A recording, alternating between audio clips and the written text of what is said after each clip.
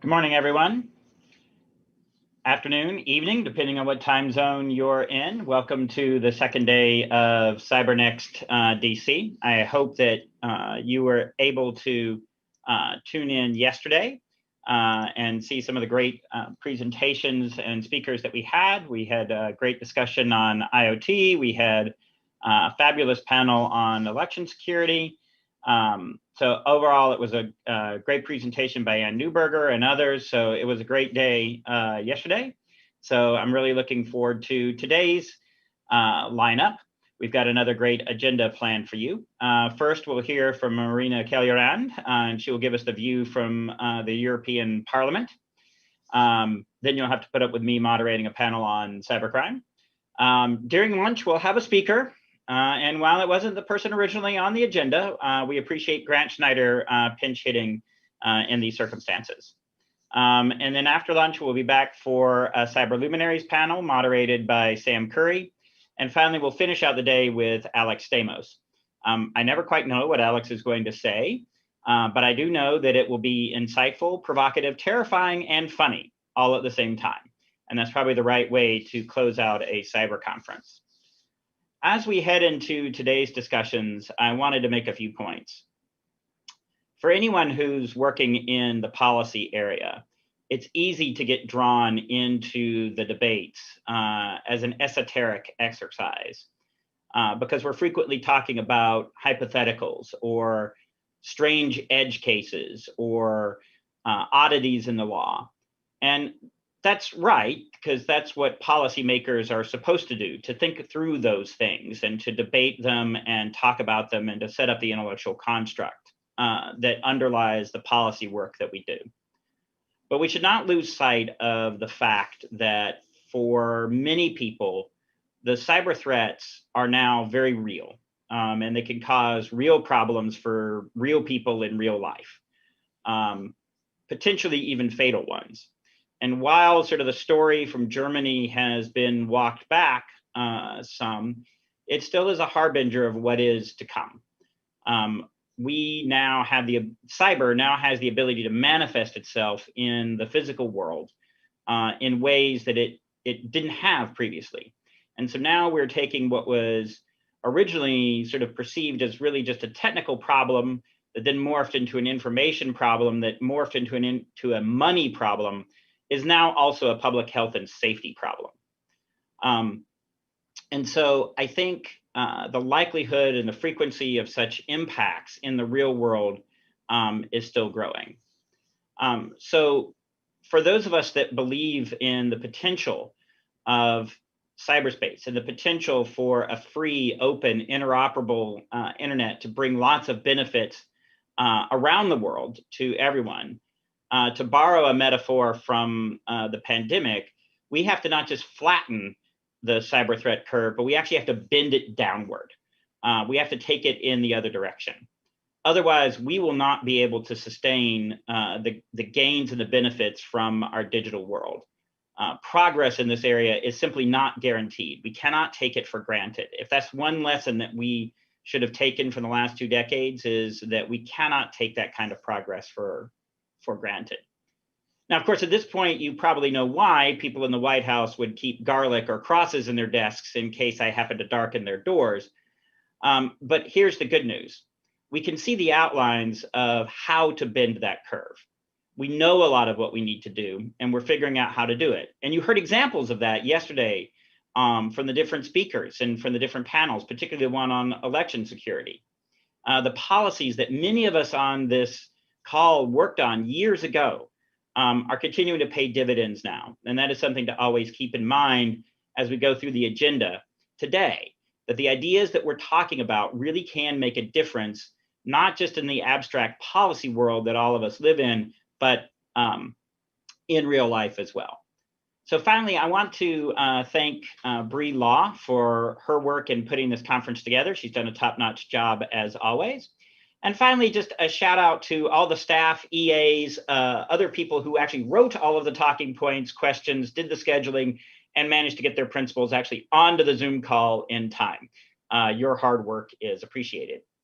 So with that, I will turn it over to Ricardo from Intel to introduce our first speaker. Ricardo, over to you. Thanks a lot, Michael, and good morning, good afternoon, good evening, everyone. I'm Riccardo Masucci, Global Director of Privacy Policy at Intel, and I have also the pleasure to serve as Chair of the Europe Working Group of the Cybersecurity Coalition. Today, I am honored and delighted to introduce Ambassador Marina Kaljurand, member of the European Parliament, and one of the most influential policymakers here in Brussels on cybersecurity policy issues. Mrs. Kaljurand is also a member of the UN Secretary General Advisory Board on Disarmament. She's also a member of the Global Commission of the Stability of Cyberspace that she also chaired between 2017 and 2019.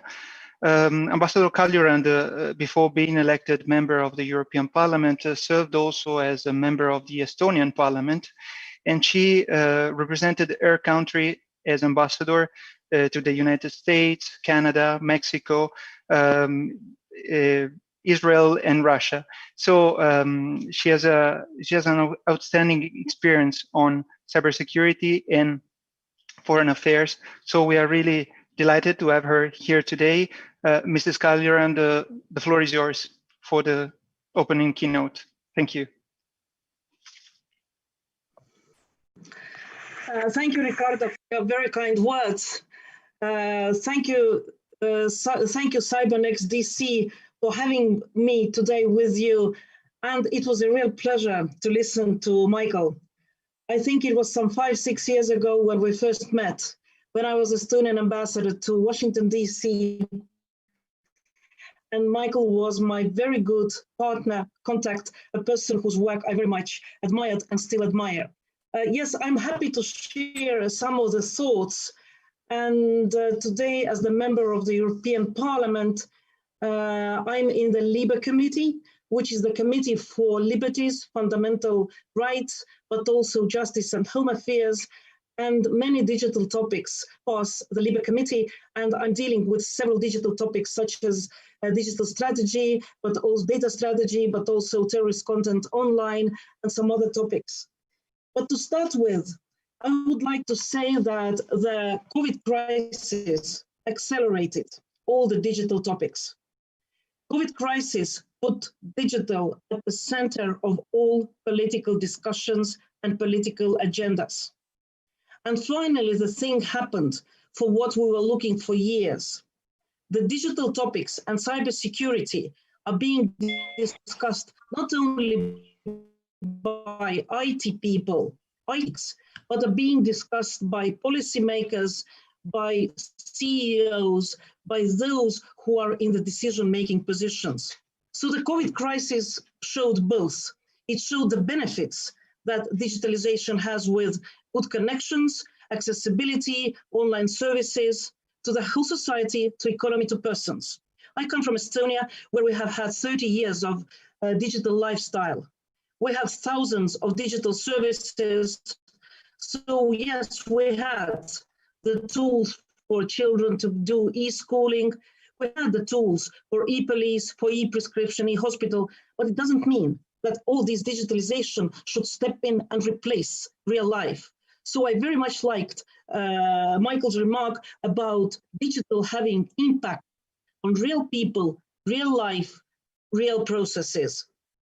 The COVID crisis has also showed the shortcomings and the challenges that digitalization brings along, starting with attacks on critical infra, attacks on hospitals, on medical data, disinformation campaigns. So it also accelerated. So my first point is, many people have suffered from the COVID crisis, and many more people will suffer until we will be able to win the pandemic before we have vaccine and appropriate treatment. So let's take advantage of the fact that digital has been put as a political priority by this crisis. Let's not waste this crisis. I think that's our common duty for those people who have suffered and are suffering. In my remarks, I would like to say some words about cooperation from the very multinational level, United Nations, then some words about where we are today in Europe. For those with whom I'm more familiar, you know that my key words are cooperation, inclusiveness, multi-stakeholder model, including all the stakeholders into the discussions of cybersecurity. I'm sorry if I repeat myself, but it's important that for the first time in the history of mankind, governments and states do not have absolute and unique right for cybersecurity. They are not able to provide cybersecurity without proper cooperation with stakeholders, with other states, with other governments, with other international organizations.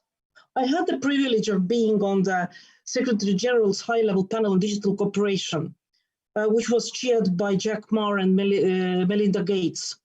It was challenging because it brought together very different views, very different understandings from different fields of activities. But what was clear was that United Nations has its role. I'm not naive. I don't think that in the near future United Nations will have a breakthrough or will do something remarkable in applicability of international law. I don't think that. But United Nations has its role. And when I say it has its role, I mean capacity building, SDGs, confidence building, but also norms of responsible state behavior. And that's why I'm really proud that I was among those who wrote an open letter to the President of the United Nations General Assembly on the 22nd of September this year, where we also mentioned that the declaration dedicated to the 75th anniversary of the United Nations for the first time mentioned member states' commitment to improve digital cooperation and ensure safe and affordable digital access for all citizens. These are political words, but it is a big thing. It's the first time being said on the level of the United Nations. Why I'm not naive about the United Nations? I've been in the different GGEs, and I was very disappointed with the work of the group of governmental experts on cybersecurity of 2017, when we did tremendous job, and we were not able to conclude a consensus report. That was disappointing, but I think it made me more realistic. And that's why I said that UN has its role in capacity building, confidence building, but let's not expect it to do something groundbreaking. What United Nations can do and should do is the future of the discussions on cybersecurity, cyber stability, digitalization. United Nations has the possibility to provide a space and room for stakeholders. And when I say that, for example, one of the examples being IGF, Internet Governance Forum, that is happening these days virtually, and hopefully next time will be again in real life. I think it's going to be in Poland. There is a good platform existing already. It has multi-stakeholders. I have had the opportunity to participate as the chair of the Global Commission on Stability of Cyberspace. I was there as a Estonian foreign minister, and this year I participated as parliamentarian. And I would urge all of us to look into that possibility, turning IGF into IGF Plus and providing a platform where different stakeholders can come together, can listen to each other, and can make important decisions. By the way, one of the form of stakeholders that I miss at these discussions are politicians. Members of parliaments, being it national parliament, Congress, being it European Parliament. We do not have them so much there, but we should have more because they are the legislative power. They are the ones who are drafting laws, and they are the ones who have huge impact on what's happening nationally and internationally in this field. Now coming to Europe. The feeling that I have being now for a year and a half in the European Parliament and listening to EU Commission President Ursula von der Leyen's statements, Europe is feeling that we lost our opportunity, let's say with private data. We lost our opportunity. We see that foreign platforms are playing much bigger role and taking much more advantage of the data than Europeans would like it to be. So today we're at a moment where Europe has to look very critically, what have we done wrong? What can we do better? European data strategy was adopted in February this year, and it lays down path towards the creation of European data spaces to ensure that more data becomes available for use in the economy and society while keeping companies and citizens in control of their data. It also says that developing technologies should work for people and we should have pan-digital solutions. I said I come from Estonia. In the EU, there are 27 different understandings of digitalization of cybersecurity. My country had the experience of 2007, when we had to look once again very seriously at cybersecurity. Today, a lot has to be done on the European level and by member states. I think that we have some very good tools in place on the European level. For example, the digital cyber diplomacy toolbox. We have to start using them more actively. I'm a very strong supporter of attribution. I'm a very strong supporter of application of international law to cyber. So far, it's been more theoretical. We've seen only first examples of attribution on state level and on the level of international regional organizations like EU and NATO. We have to be much more strong there. I understand it has political implications, but still, we have to be strong enough to name the bad guys and to make it clear what is allowed and what is not. Where is the red line and what happens when the red line is being crossed? We saw it during the COVID-19 crisis. And again, I think that's something that we owe to our citizens and to those who have suffered from this crisis.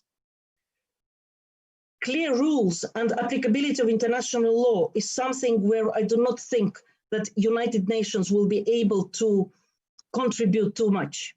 United Nations can do on norms of responsible state behavior. At the moment, we have two processes in the United Nations, group of governmental experts and open-ended working group. It's good that states have come together, that states are discussing, but it's not good that they're not involving other stakeholders, and it's not good that these processes, although they're designed to be, to feed into each other, I still think they are separate processes, they have separate discussions, they are not united as much as they should be. So what I await from those processes, await clear commitments by states to international law and also norms, political norms or responsible state behavior. There are 13 of them agreed already. When I chaired the Global Commission on Stability of Cyberspace, we also drafted a couple of norms on the protection of critical infra of electoral systems, on the protection of critical infra of internet, public core of internet. So there are general norms out, which should be in the interests of all states to participate in the norm building and norm application and implementation processes. And finally, I really would like to say thank you to private sector and industry. Because when a couple of years ago, states were not willing to talk to the multi-stakeholders, you continued pushing. You were bringing it to the agenda. You were asking state and governments to react. For me, one of the real successes was the Paris Call for Trust and Security 2 years ago. Now we see UN Declaration of dedicated to the UN 75th anniversary. So I can see that world is coming together, and I recognize that. But concrete steps, progress should be made on the regional level, but not only shutting ourselves from our friends and like-minded countries. And I really look towards the United States, State Department, Congress, White House, because we missed you. We missed you at international negotiations and international discussions. And now we need you again to be back as our partners, as a like-minded nation, and as a nation that has and should have great power to say in this field. Thank you. Thank you for listening to me, and I'm looking forward to the panel discussion.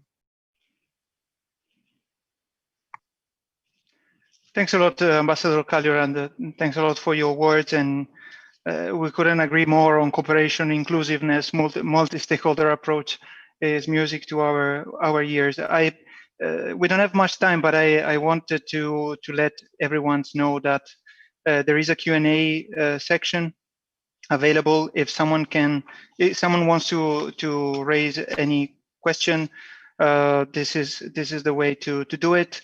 I will take advantage of my role just to make a question to Mrs. Kaljurand about the upcoming European cybersecurity strategy. We expect for December this to be published.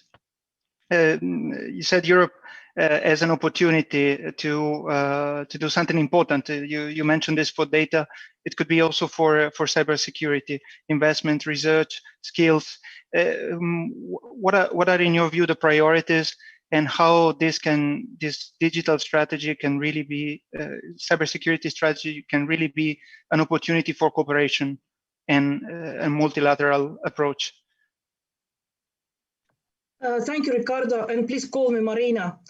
I think that we will have an important step when we have the review of NIS directive, which will have a view on how, in practical terms, we're working with cybersecurity.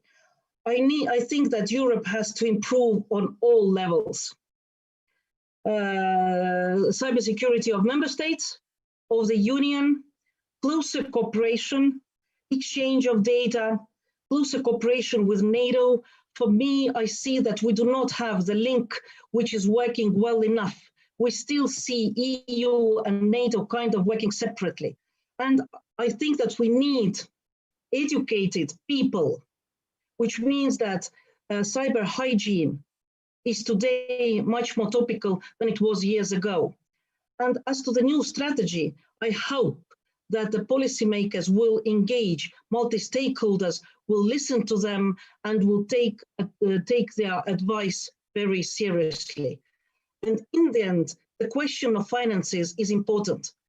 The words I hear from Commission President von der Leyen about digitalization, cybersecurity are also music to my ears. And then comes the question, where does the money come from? We have for those who are following the debates in the EU at the moment, we're in the final stage of discussing the MFF, our budget for 2021 to 2027. And I do not see where we will have the resources if we do not think about adding additional new resources to the EU budget, because it's in words perfect. But now we need real commitment, and real commitment also from financial resources. Thank you very much. Yes, thank you, Ricardo, for that, and thank you, Marina, for your remarks.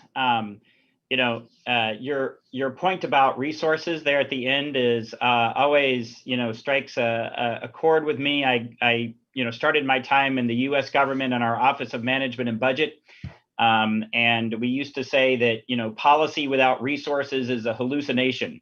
So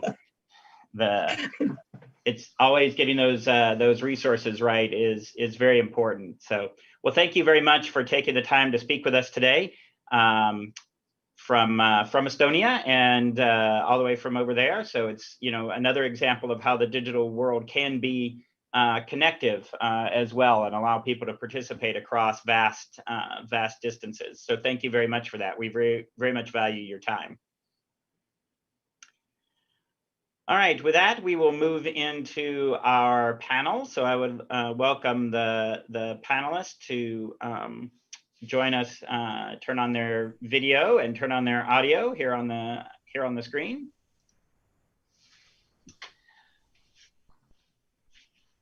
Once again, I will note that I am Michael Daniel, the President and CEO of the Cyber Threat Alliance, one of the sponsors for this conference, along with the Cybersecurity Coalition. Just as one reminder, these sessions are being recorded and will be available on YouTube after the conference ends. You can find the link on the conference website. So I'm very happy to moderate this panel on how to better combat cybercrime. We've got a real rock star lineup here. We've got Mika Yoyang from Third Way. We've got Kristen Judge from the Cybercrime Support Network. We've got Megan Stiefel from the Global Cyber Alliance, one of the other alliances in the constellation of alliances. And we have Herb Stapleton from the FBI. So as I mentioned in my opening, cyber threats, of course, are manifest in real life. And one of the main ways that happens for most people, in fact, is through cybercrime. And this problem has been growing for years now, and it is starting to impose significant costs on the digital economy. And so we really need to begin to tackle this problem in some different ways. So we're going to leap right into some questions for the panelists. But of course, feel free to enter your questions from the audience into the Q&A box. And we will try to address those that are not trolling us. Mika, I'll actually start with you, since Third Way, recently released a report on this topic. Nation state activity is the one that tends to get all of the headlines, but cybercrime, for most people, most organizations in the world, cybercrime is actually a much bigger problem. So can you talk a little bit more about the big picture of the effect of cybercrime on the digital economy based on the work that Third Way has done, and talk a little bit about the initiative that you've just put out? Yeah, thanks, Michael. And thank you so much for inviting me to talk about the subject. We think that we have been, this problem has been bubbling underneath the surface for a long time as we focused on the nation state actors. But as you say, it is the thing that most Americans are actually experiencing. We've done survey work and others have done survey work that indicate that as many as 1 in 4 Americans have been victimized by cybercrime, which would make it the most prevalent form of crime in America. And I don't mean just like, their identity was taken in an Equifax hack or something like that. We're talking about real financial impacts for people, their identity being stolen and being used for things, their loss of money, false charges, and worse and potentially even deadly, as we've seen, ransomware attacks.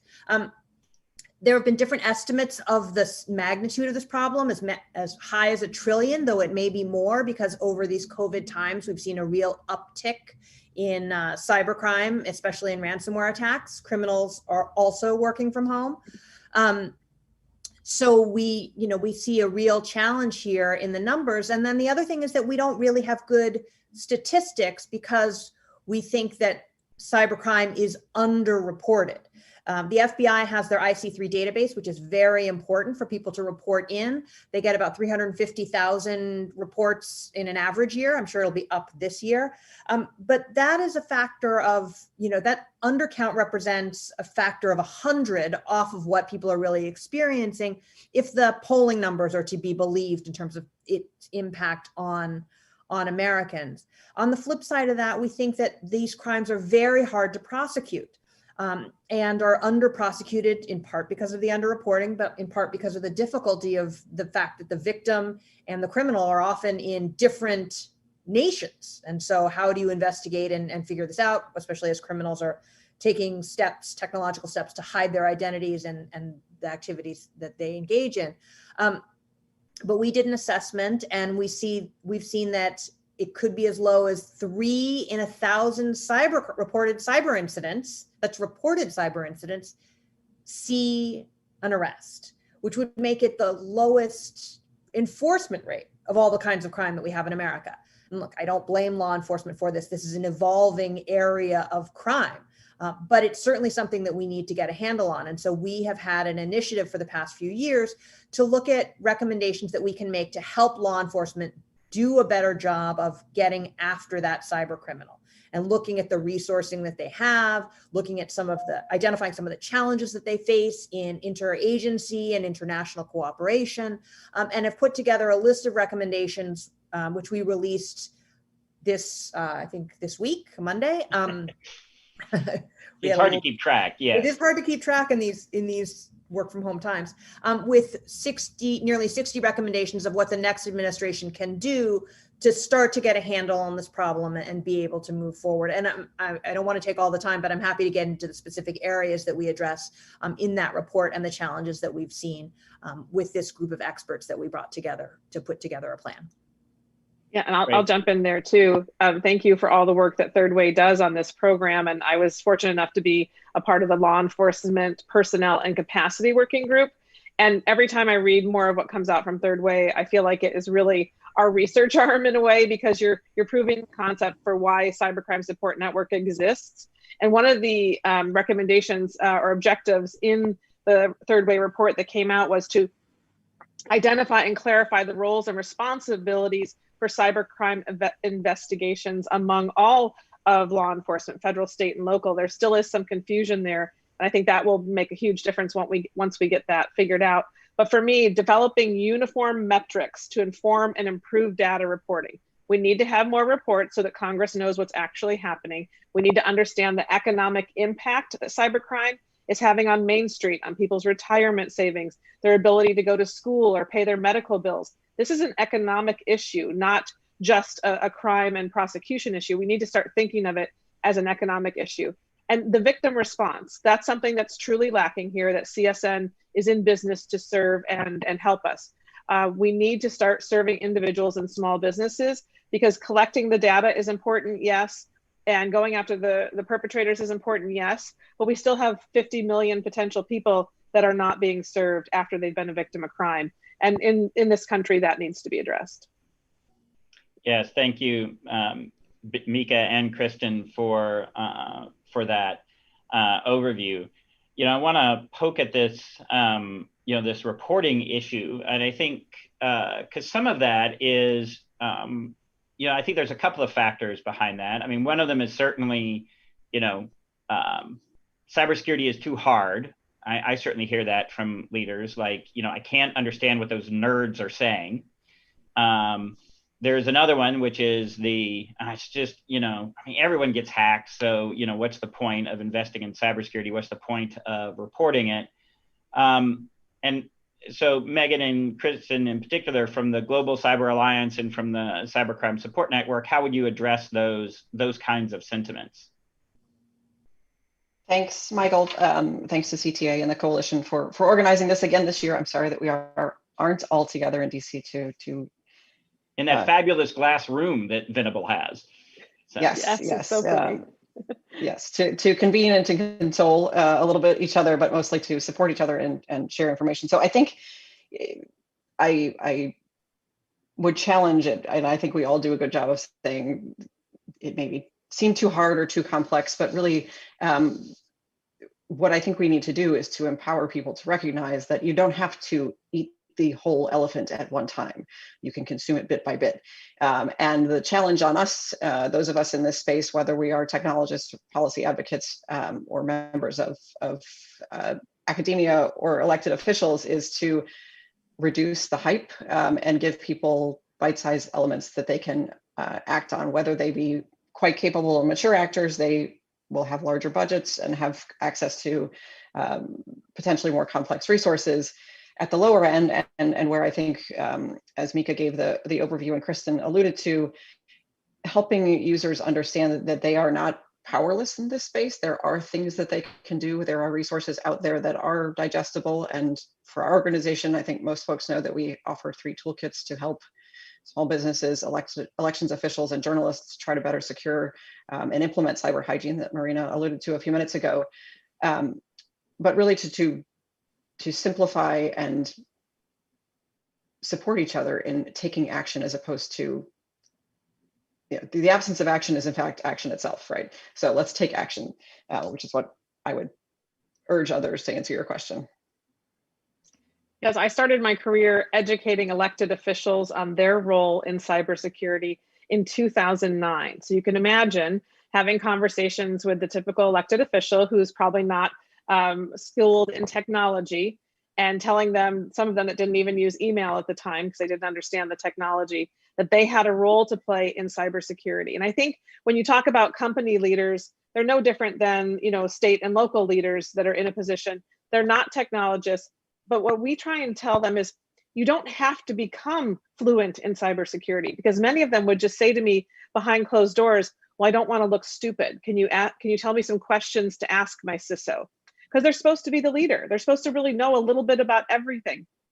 We have to give these leaders the permission not to know a lot about security, and say, look, you don't know a lot about accounting necessarily, but you bring in really good accountants. So just listen to the people that you've brought into your organization and give them the time in the room, give them a seat at the board table, and then think about policy and budgets. That's the impact any leader has on the security posture of their organization. And you understand policy and you understand budgets, that's your job, we tell the leaders, but just bring in that key set of stakeholders that understand this issue. You don't have to become an expert on it yourself. And so sometimes I think people just sort of freeze and put their head in the sand because they don't feel like they can be confident about the issue. So give yourself some leeway there. You don't have to be confident, just surround yourself with people who understand and take the time to listen to them. No, I think that's those are both really good points. And that's actually something that I try to drive home too, which is that the other issue, to Megan's point about not having to eat the whole elephant, just because you can't stop everything doesn't mean you can't stop a lot of things, right? And we all know that some of the basics, like turning on multi-factor authentication and using a password manager, would really cut down on a lot of cyber criminal activity. And so some of it is just, you don't always have to have, a shiny, snort flabulator to put on your network to actually, make improvements. So let me actually turn to the law enforcement side, since we've got somebody from the FBI here. Law enforcement agencies around the world have recognized the need to fight cybercrime. We've just seen the World Economic Forum release the Partnership Against Cybercrime report. And, we know that cybercrime poses some different challenges from crime in the physical world. Mika alluded to the fact that the victim can be in one country and the perpetrator can be, all around the world. So how is the FBI, positioning itself to more effectively address cybercrime, and how is it working with the private sector to address some of these challenges? Hey, Michael, thanks very much for having me on today. I really appreciate the opportunity to try to represent the law enforcement perspective as best I can. In the FBI, cyber activity, cybersecurity in general has become an extremely high priority over the past number of years. And cyber criminal activity in particular is of an especial focus given just sort of what's going on in the country right now. When we look at cybercrime from the FBI perspective, we think one of the advantages that the FBI has in this space is that we have both counterintelligence and federal criminal law authorities. So that puts us in a position where we can impose risk and consequence both on nation state actors who are responsible for this activity, as well as the transnational organized criminal groups that have been discussed already here in this particular forum. I think one really important thing for the FBI is that we have become convinced, over the course of the past few years, as we try to fight this particular threat, that it's not the kind of thing that the FBI can do alone, that really any one government agency or private sector entity can do all by itself. And so, we have sort of redoubled our efforts to reach out to state and local authorities who can be our partners in this fight, to other federal agencies who can be our partners in this fight, as well as to private sector entities. And I'll give you just a couple of examples. There are far too many to list here in this particular forum, but I would just hold up our partnership with the National Cyber Forensics and Training Alliance, the NCFTA, in Pittsburgh, Pennsylvania, as one example of our efforts to have really, operational partnerships with the private sector, not just mere information exchanges, but the near real-time exchange of intelligence that allows either the FBI or its government partners, or even private sector partners to actually take real action against the threat as soon as possible. Another recent example of that type of effort that we have stood up is the National Defense Cyber Alliance, which is a 501c3 that the FBI has partnered with in an effort to foster real-time intelligence sharing with cleared defense contractors, who obviously are a major target for this type of cyber threat activity. So, I think, like I said, I could probably spend hours talking about that, but I think that is, as we move forward, the most important thing that we can do is to continue to leverage our authorities to the full extent that we can, but also find ways to facilitate the operations of our government partners, our foreign partners, and our partners in the private sector to have that maximum impact against the threat. Yeah, thanks, Herb. So, Mika, if we come back around to some of the recommendations that your report is making, if you wanted to pull out one or two for this panel to kind of talk about, what would you pull out from that report?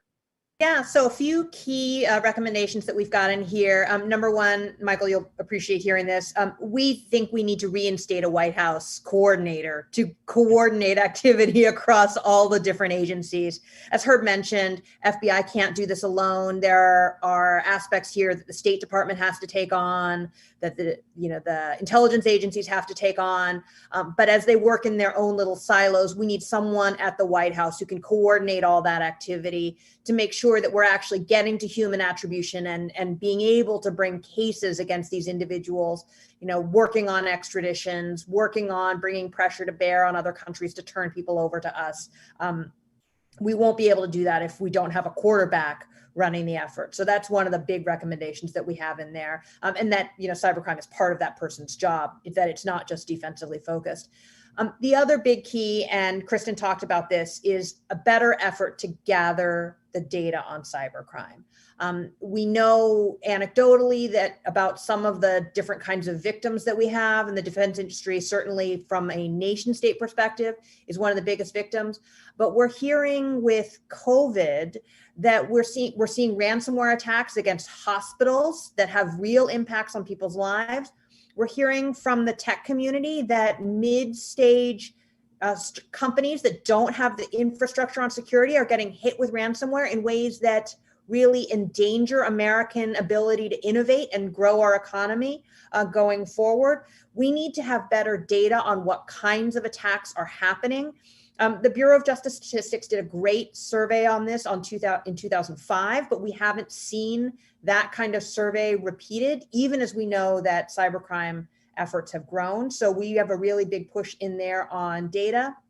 And then the third big recommendation that I'd highlight for this is our efforts on the international, on assessing internationally which countries are best, where we get the best bang for our buck and working with them, and building up capacity and measuring our capacity building efforts so that when Herb picks up the phone and calls someone in Romania or calls someone in Nigeria, the people on the other end of the phone know what to do and help to assist the FBI in their investigations. And we think that that's a huge part of making a dent in this problem.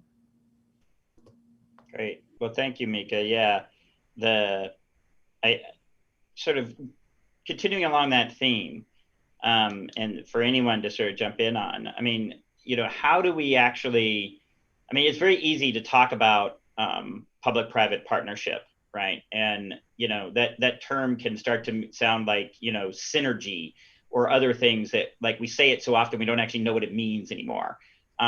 But can we talk about some of the actual, like, brass tacks, like, how do we actually do this? What are the policies we should put in place? What are the organizational, like, how do we actually make that public-private partnership between law enforcement and other government agencies in the private sector and the civil society actually work?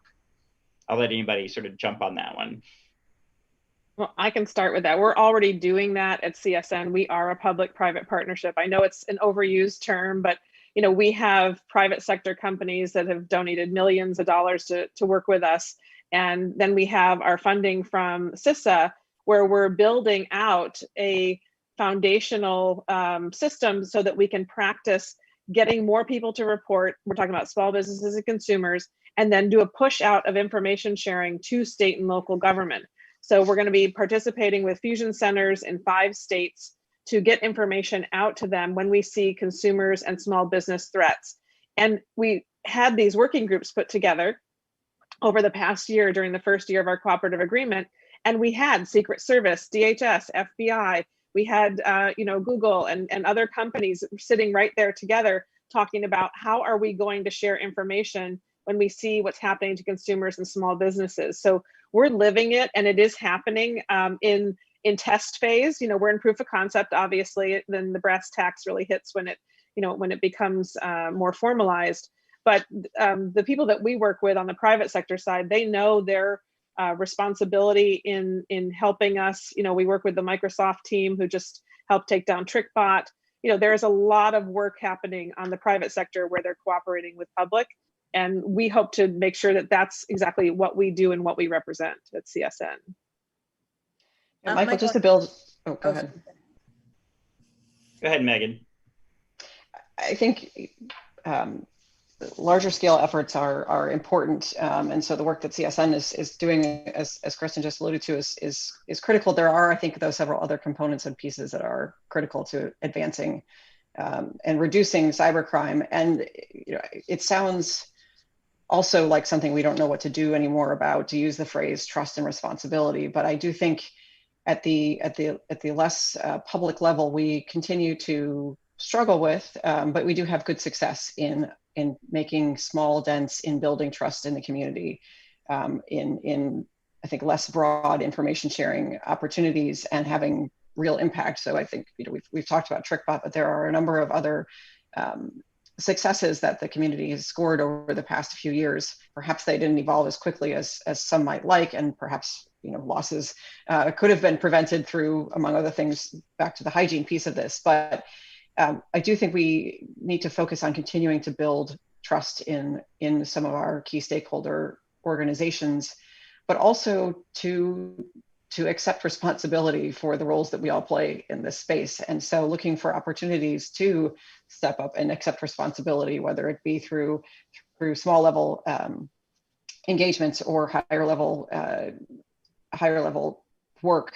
And that's not just on the post-crime end, right? We haven't talked about it, and that's not the topic of discussion for this panel, around other areas in the ecosystem where we can have scale to try and reduce the impact of cybercrime, things like using protective DNS services and some of the resources that have been alluded to around multi-factor authentication, looking at enhancing the security of email, some of the things that GCA works on.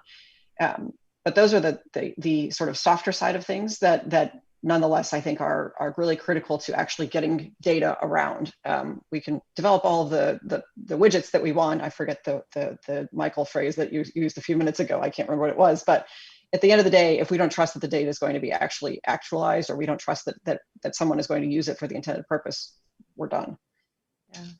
To follow up on Megan's point on trust, I think one of the challenges that we really see in the public-private cooperation, and this is why we call for a clarification of roles and responsibilities, is that a lot of this is very relational. And the particular interest of someone in law enforcement, or the particular capabilities of someone in law enforcement, really can drive a lot of the response from the private sector. And they go looking for someone who is receptive and creating a good relationship. They build up trust with that individual. But then that individual either gets, retires, gets hired away to the private sector, rotates into another assignment, and then we're building again from scratch. But if the roles and responsibilities were more formalized, if people in the private sector knew who to call as an institutional matter, and those institutions were building trust with the private sector, I think it would go a long way to helping people know who they should be calling when these kinds of things are happening, as opposed to having it so personalized and relational. And yes, at the end of the day, trust is relational, but we need to think about it more than just personality driven. Yeah, and I think the other thing that if you look at the Partnership Against Cybercrime report that came out from the WEF, one of the concepts that's in there is this idea that it's not just about arrest and prosecution, that's too narrow of a lens to look at this problem. That is obviously the gold standard, right? And seeing the perp walk in cuffs, that's great. But unfortunately, we all know that that's not going to happen a lot of the time, at least not immediately, because many of these criminals live in countries that either willingly harbor them or are incapable of dealing with them. So we also need to look at other ways to disrupt the criminal ecosystem and to bring together the capabilities of the private sector to do that along with the public sector. So maybe Herb, I can start with you, but I want to hear from all the panelists about how should we be thinking about that broader disruption effort? And I think this goes with the FBI strategy that you've released to actually think about broadening that aperture. Yeah, sure. I'd be glad to talk about that a little bit. I think that every case is going to be a little different. Like every set of this is a very fact dependent type of enterprise. And so what we have to figure out along the way, working with our partners, is what is most likely to have the biggest disruptive effect. And so we have to weigh those and balance those factors that tell us, is it worthwhile to just to kind of give a hypothetical situation, is it worthwhile to wait to try to gain more real world attribution on a particular actor because we think we might be able to extradite and arrest that person? Or are we in a better position to utilize governmental authorities to for example, seize illicit proceeds, knowing that if we do that seizure, we may never actually get to, or at least not on this round, get to real world attribution of that particular actor? Or is the third option, is there infrastructure, activities that can be undertaken either by the government or by those who hold that type of infrastructure in the private sector that we can use to disrupt operations, temporarily? That would be a better, or is it all of the above? And so those are the things that we want to, the kind of inquiry that we want to undertake in every cyber criminal investigation of significance. And I think that raises another really important question that has really never been confronted until very recently, at least certainly not in a conversation between the government and the private sector, is what really are our priorities? Like we name a lot of things, cyber and cybercrime, but that's not sort of a monolithic type of concept. A ransomware is a different thing from a BEC, is a different thing from a from sort of a typical kind of social engineering type of fraud. And so a lot of those things often get sort of thrust into the cybercrime kind of overarching category. But I think it's also important for us to talk about, what are our priorities, particularly from the federal government standpoint. So for us, a priority over the past year or so has been ransomware. And I think that that work has been, we probably chose that emphasis before it even really grew to what it is today. But I think that choice has proven itself to be the right one, at least as far as measuring the threats to the United States and its infrastructure from a cybercrime threat standpoint. So that's what I would say. I mean, I think it really just starts with an open conversation and an effort to really understand what the capabilities are across the board.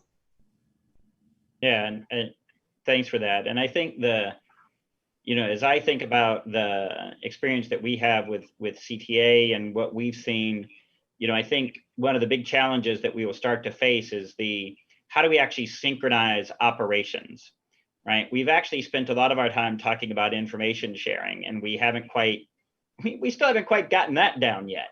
But we made a lot of progress in that score. And now what we actually realize that we're needing to start doing is actually synchronizing operations so that, government action from what law enforcement can do, from what Justice Department can do, can be synchronized with what private sector cybersecurity firms could do, or what ISPs could do, or what Microsoft could do using legal channels, and use that to amplify and increase the impact. But Mika, Kristen, Megan, any other thoughts on this question about sort of this widening this aperture beyond sort of arrest and prosecution, this disruption concept? Yeah, I think Herb touched on this briefly, but when we talk about the point of the illicit proceeds, I think that there can be more effort placed on that piece of it. Cryptocurrency obviously plays a huge role in ransomware and in cybercrime generally, so that cybercriminals can move money around the globe without triggering money laundering red flags. I think the tech community is trying to work on some of these things, on how we can make AML compliant cryptocurrencies or things like that, and how do we think about using that, how do we track Bitcoin wallets and the other things so that we can try and figure out who owns what and how to get to people at that point where they are converting cryptocurrency into actual money, and trying to disrupt that way. Because if we can make it less profitable for the criminals, then they may choose to do other kinds of things. But that's a place where public-private cooperation and coordination could really help. Yeah, and we need more reports in. So if we have a national database where people can call and get some kind of a response back, and we can start seeing what's happening in the ransomware that's happening to small and medium organizations, then we just can potentially reduce the profit margins. If you don't reduce the profit margins for the criminals, it's not going to go away at the end of the day. I think just to add another piece of this under the conversation, for many of the vulnerable entities in the ecosystem, there is not enough support. So again, if we can look to the left of the crime as opposed to the right of the crime, in addition to looking to the right of the crime, how can we, together with members of the coalition and elsewhere, push resources out to those vulnerable entities so that they don't become victims in the first instance, or that the victimization is not as significant as it might have been. So I do think that there's a lot of pressure actually that's going to be placed on some of these key vulnerable communities in the upcoming years, as we continue to see, for example, the longer we stay in lockdowns in various states, the less we have an opportunity to generate income for states, which means that their budgets are going to be further constrained, which unfortunately then puts additional stress and opportunity on all parts of the ecosystem, ultimately leading to, unfortunately, maybe more cybercrime. So I think there are, while it's easy to say, well, Congress should just appropriate more money, I do think that there's actually also an opportunity here for industry to collaborate with organizations like those that are in front of us, to make some of the resources that they have more available, even if it's for a briefer period of time. There's an opportunity there. I think too, not to make this too much of a pitch, but we know that there's more than enough cybercrime to go around. So while it's important for there to be paid services available, it's also important for there to be free services available for those who cannot afford them themselves. So I would urge industry to look at opportunities to partner with these smaller organizations, and particularly in civil society, to get the resources into the hands of people who need them the most.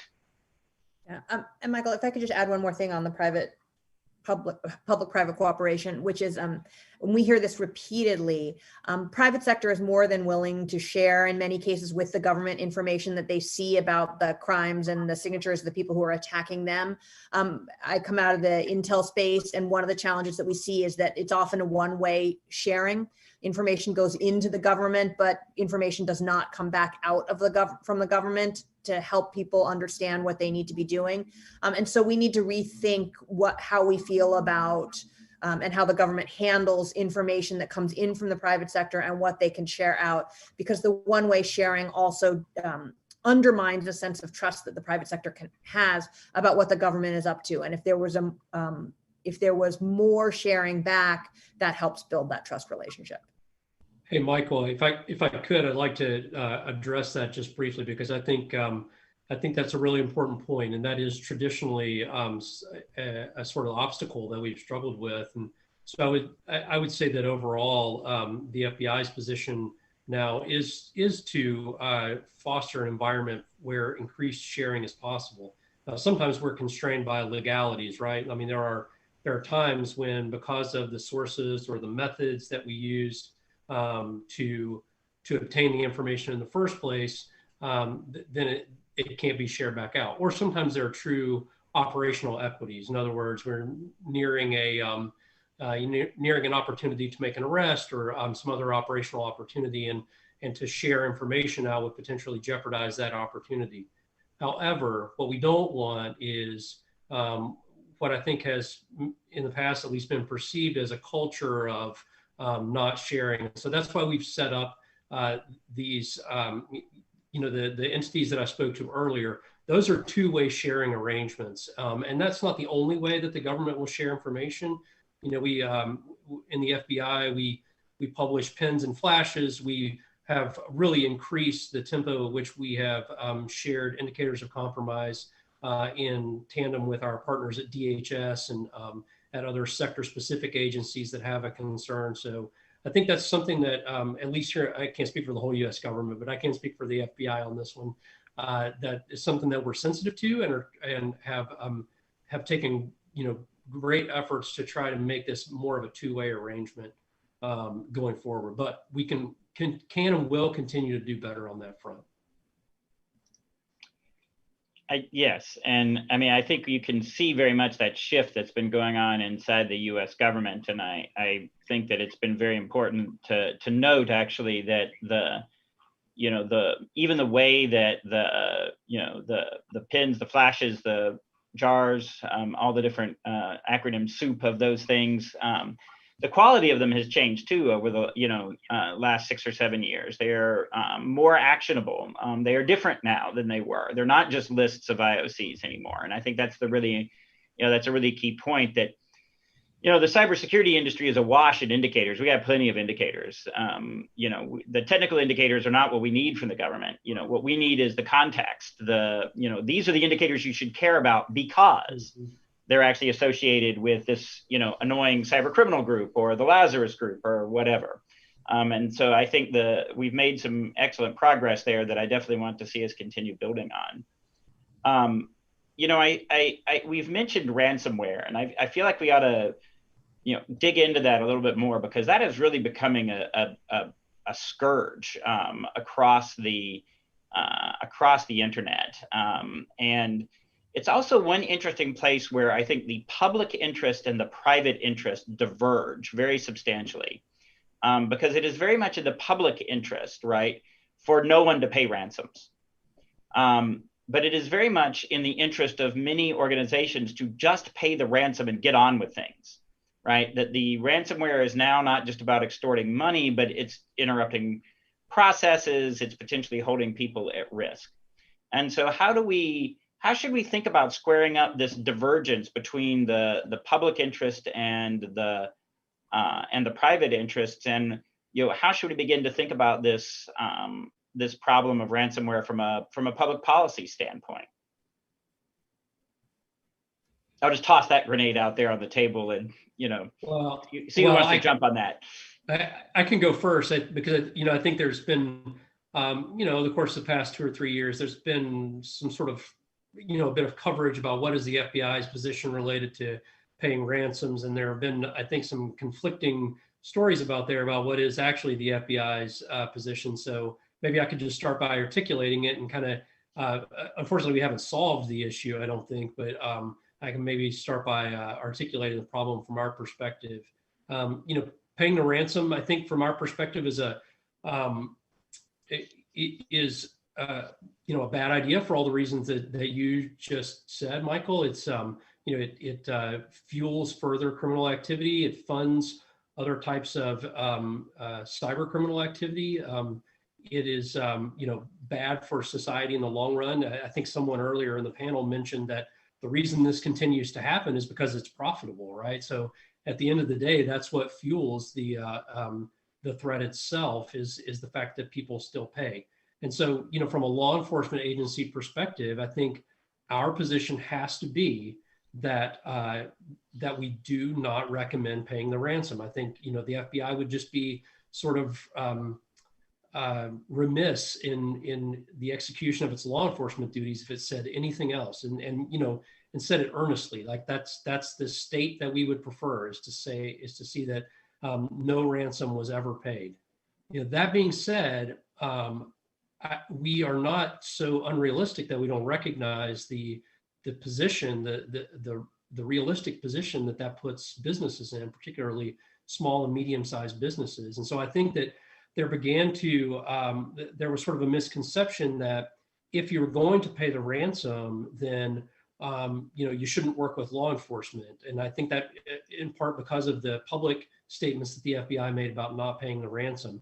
And I certainly don't see that to be the case. Like, you haven't committed a crime if you pay a ransom, and your information and your evidence as a victim of a crime could still be very valuable to the investigation. And the FBI will continue to treat you as a victim, because that's what you are. Even if you pay the ransom, you're still a victim of a crime. And so that's kind of how we see it. Now, I think there's been a little bit of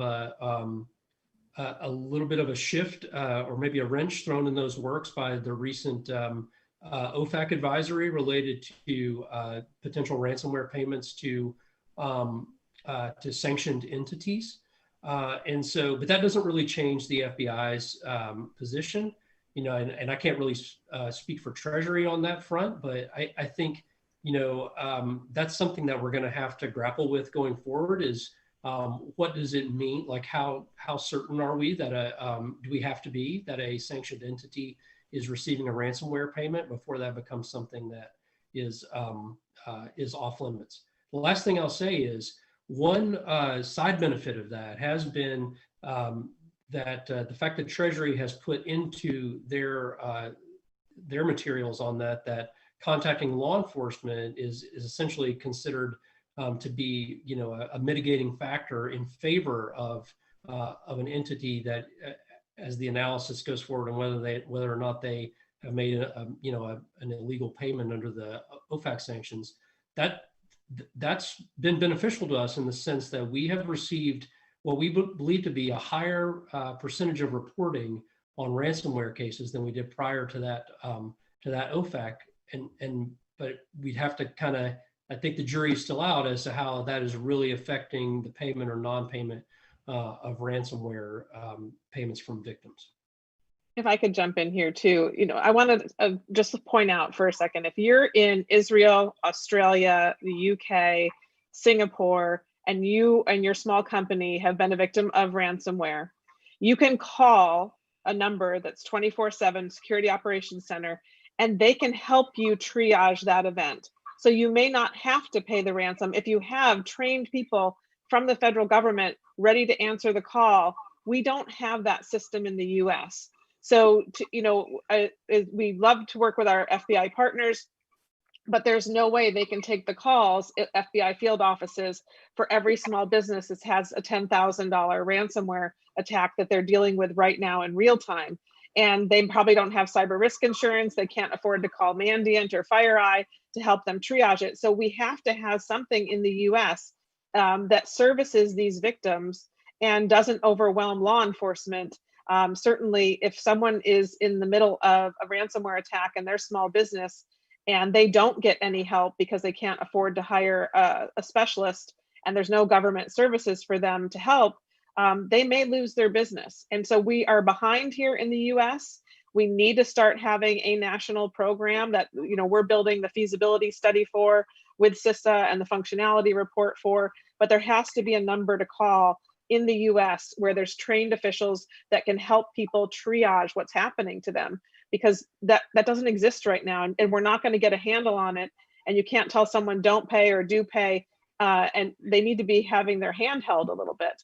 Someone's got to be there by their side, and that's where I think we have a huge gaping hole right now, which is not the fault of law enforcement. They don't have the bodies or, you know, the staffing to deal with the enormity of this project. Yeah, I agree with Kristen. I think the government needs to have more proactive resources available to victims. And I think I would suspect that when OFAC put out that guidance, they just don't have a sense of the magnitude of the problem that they're dealing with, because one of the things that they say in there is that they might be able to get people a waiver in order to be able to pay so that they will not be legally held liable of a sanctions violation. Well, the government knows, as Michael was saying earlier, some of the indicators that are in fact linked to sanctioned entities. So could Treasury fast track some of those waivers so that if people come in and say, these are the indicators I have, they can say, yep, we know these are sanctioned entities, and like, we appreciate you telling us, and here's your waiver to be able to pay. Because it's not just about businesses going under. What we've seen recently is hospitals getting attacked with ransomware.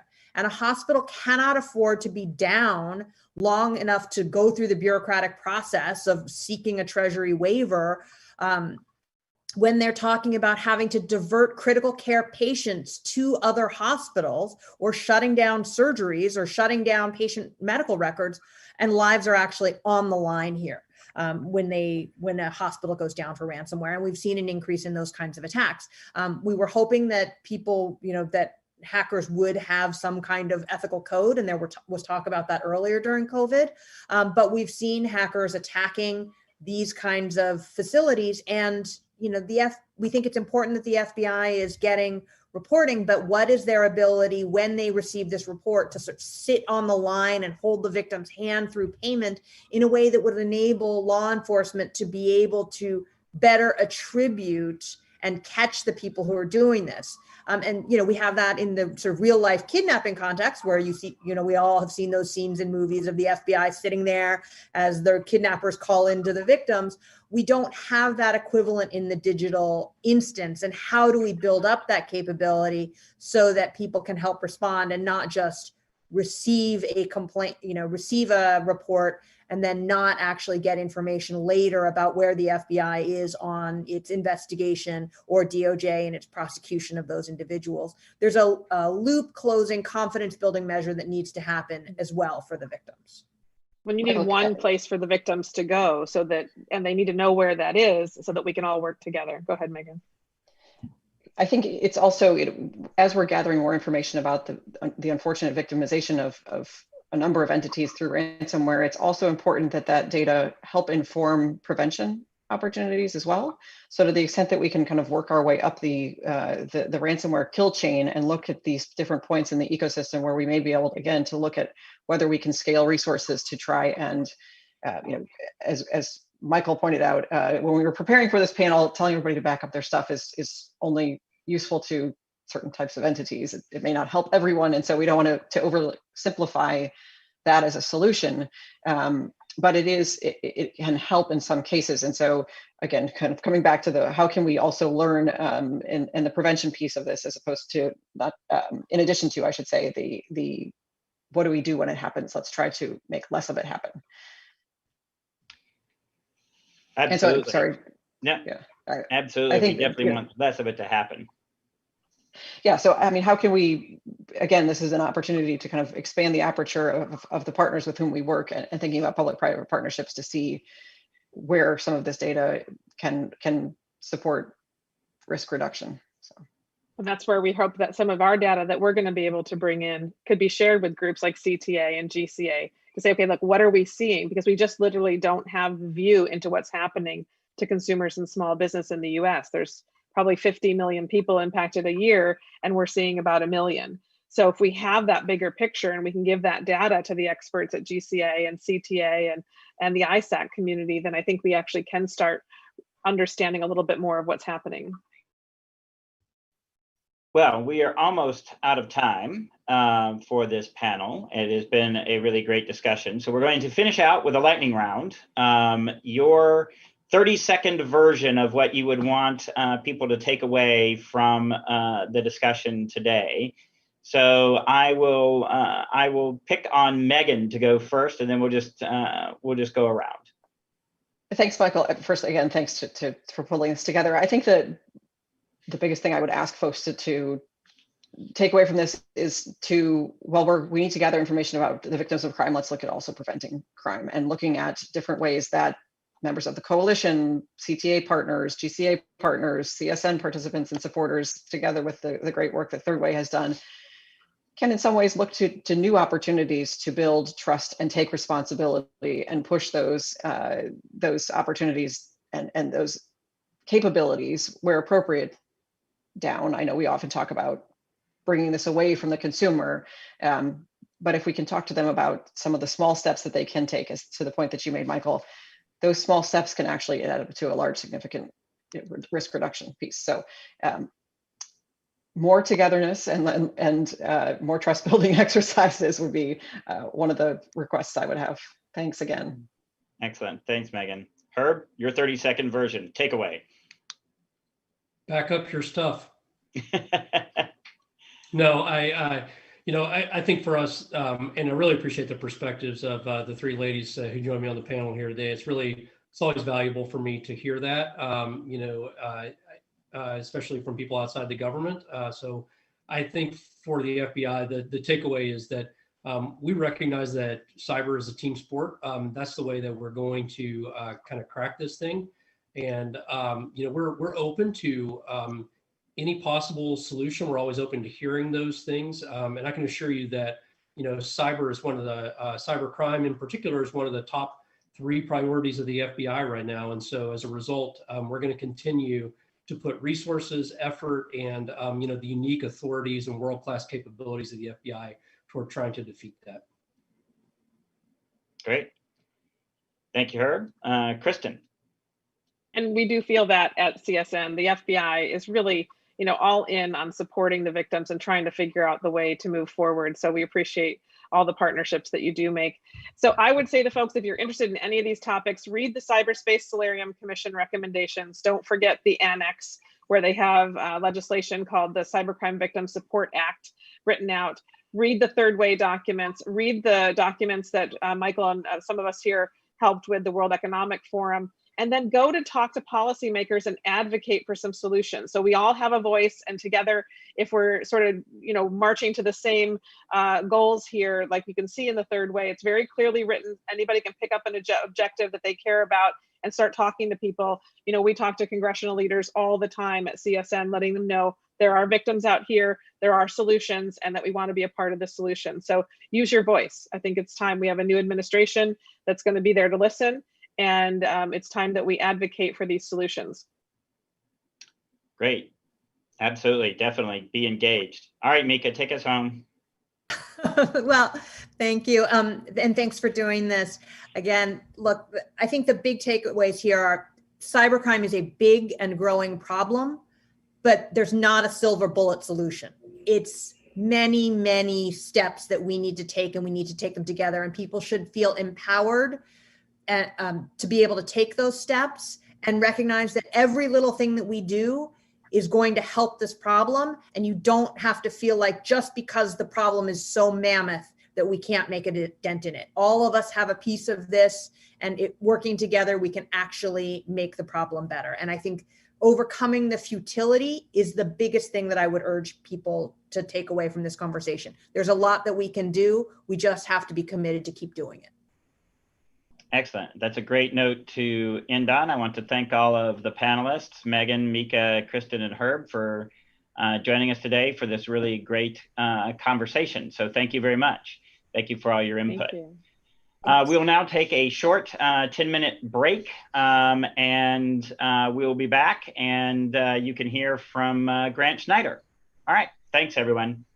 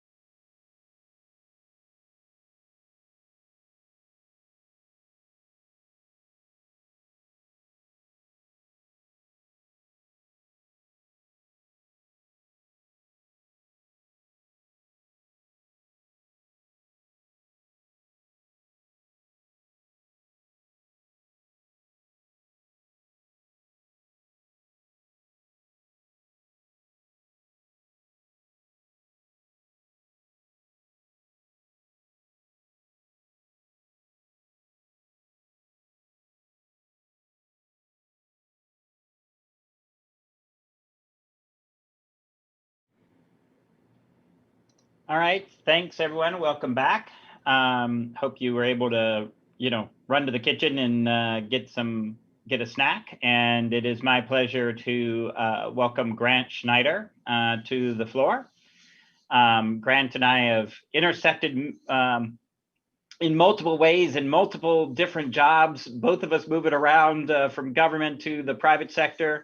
But I've always had a great deal of respect for Grant's capabilities and what he has done, both when he was at from places like DIA to the Office of Management and Budget, worked with me on the National Security Council, and now in the private sector. So Grant is going to talk to us today about the state of federal cybersecurity, a passion of his, and I will turn the floor over to Grant. So thank you very much. Thank you, Michael. Really great to be here, and thanks to everyone for participating. I think it's been a great, great event thus far, and I think we've got hopefully, a great program for the rest of the afternoon as well. Those of you who were hoping to see Chris Krebs, I'm not Chris Krebs. Fully recognize that. I do want to put a shout out to Chris, though.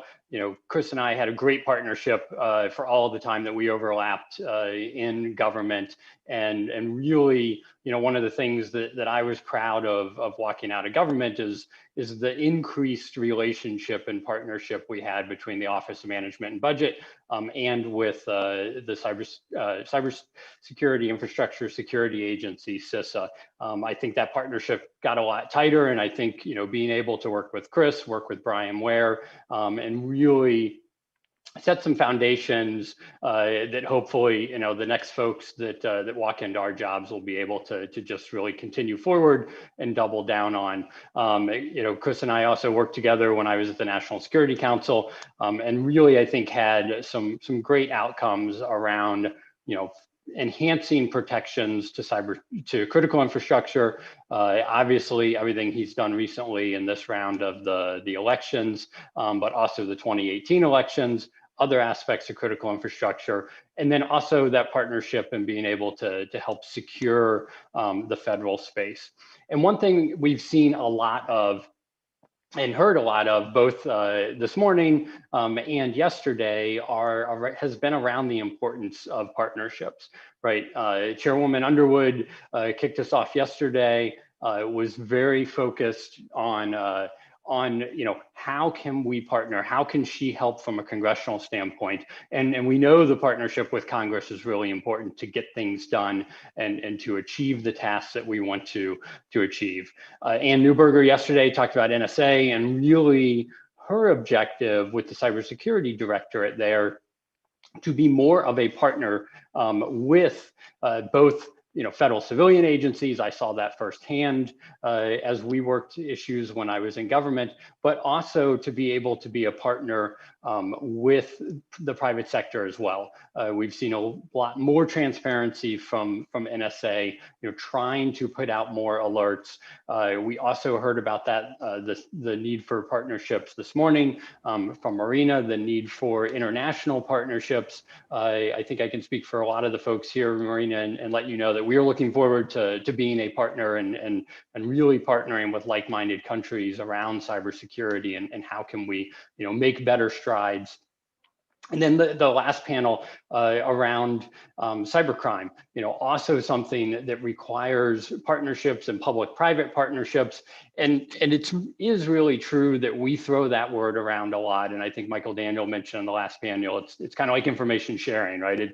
It's become a concept, and public-private partnership have become a concept, and it doesn't always have enough depth and enough meaning behind those. And I think it's really paramount that when we talk about partnerships, that we do figure out what is most critical and what are the outcomes we're trying to achieve, and kind of what is everyone's roles. And that's when, in my mind, the partnerships are A, most valuable, and B, just most successful. And by having a clear set of expectations, I think it really pushes us forward to people know what one another are going to do in the partnership. And so historically, about 140 years ago, today, there was a partnership. It actually started a couple months before this, but went into place, and it was all of the railroad operators in North America, so in the US and Canada, and they got together and created time zones, right? So today, literally at noon today, all the station clocks got reset to create time zones across the US and Canada to facilitate travel on railways, because railways were able to move products and services and people a whole lot faster. And of course, time zones are so important to us. The one benefit that we've had with the pandemic is that this event has been able to be international and global on scale. And the coordination of that, of course, all happens with our watches and our timekeepers. And an interesting thing about time zones, in my opinion, is that it actually took 35 years for Congress to catch up, and for Congress to actually weigh in and institutionalize, if you will, or codify in 1918 the concept of time zones. And that was really because there was World War I and they wanted to implement daylight savings time to gain efficiencies for the country. But I use that as an example because A, it happened today, and the fact that there was clarity of roles and expectations, and railway operators were competitors, right? They wanted to compete with one another. However, this was an opportunity for them to really come together, to create a partnership, and to focus on some achievable outcomes. And that is something that I think we've also seen for the last few years around cybersecurity. And there's more to do, and I'm not at all saying there isn't more to do. But when we talk about cybersecurity and kind of what hasn't gotten done in the last few years, and specifically around federal agencies, but even nationally, right? We've had a national cyber strategy. There is Executive Order 13800 around critical infrastructure and federal cybersecurity that really kicked off a whole bunch of partnerships and a whole bunch of reports, some of which got actioned on better than others, right? Some of them probably became a little more shelfware than anyone would have liked. At the same time, in the federal space, we've seen just a number of policy updates during the last 4 or 5 years around identity management, around high value assets, around cloud and moving from cloud first to cloud smart, around a federal data strategy, most recently here in September around vulnerabilities disclosure programs and processes and putting those in place. And one of the things that we really focused on while I was in government was for all of those federal policies as they came out. OMB policies need to be at a relatively high level by nature, but to be able to enhance those with amplifying guidance from CISA, and amplifying guidance in a couple different forms, right? I should also mention the trusted internet connection policy, because that was one that had a lot of guidance that then came out as well from CISA. And sometimes that guidance with the VDP, vulnerability disclosure programs, was in the form of a binding operational directive. Sometimes it was just reports or data or some mandates from CISA, a little less binding, but guidance to agencies on more specific timelines and more specific, the guidance from DHS was able to get a little more nuanced, but they were things that we worked collaboratively. We worked them before the policies went out so that they could come out together and really start to pull federal agencies together. And I think federal agencies and the state of federal cybersecurity is in a really good place. I think over the last things we've done really over this administration, over the previous administration, set agencies up to be able to respond to the national pandemic, right? We all know, and we're still continuing to live it because we're all here in our basements or wherever we might happen to be for this event. But everyone shifted to near full-time, near complete telework, and agencies weren't prepared to do that in advance. I think when we talked to agencies right after we went into the pandemic and the telework ramp up was starting, there were 1 or 2 agencies that had done some pretty good stress tests of kind of testing 60, 70, maybe % of their workforce doing telework. There were other agencies that kind of figured they tested their telework capabilities every Friday when the building was mostly empty and most people were teleworking, a little less scientific, but also valuable data. In general, though, agencies were able to turn to. They had basic capabilities that were in place, and they were able to create the partnerships, right, through partnerships with private industry. These weren't things that happened overnight. It took lots of partnerships with industry for agencies to be able to, ramp up where they needed to be ramp up. There were definitely some agencies that struggled. There were some lessons learned, but by and large, the flexibility, I think, that people had started to build into their technology and their technology programs, really paid off for being able to drive that forward. And so I think, from a cybersecurity standpoint, when we look at agencies, more agencies are able to manage their risks than they have been in the past. We've really, in the last few years, agencies have been very focused on the risk cybersecurity framework. We have used that, or OMB has used that now as a tool for a number of years. It's how the annual FISMA report is structured, and it is how we've worked with the inspectors general, and it's how the IGs are holding agencies accountable for the maturity of their programs. And the value in that, I think, is really important.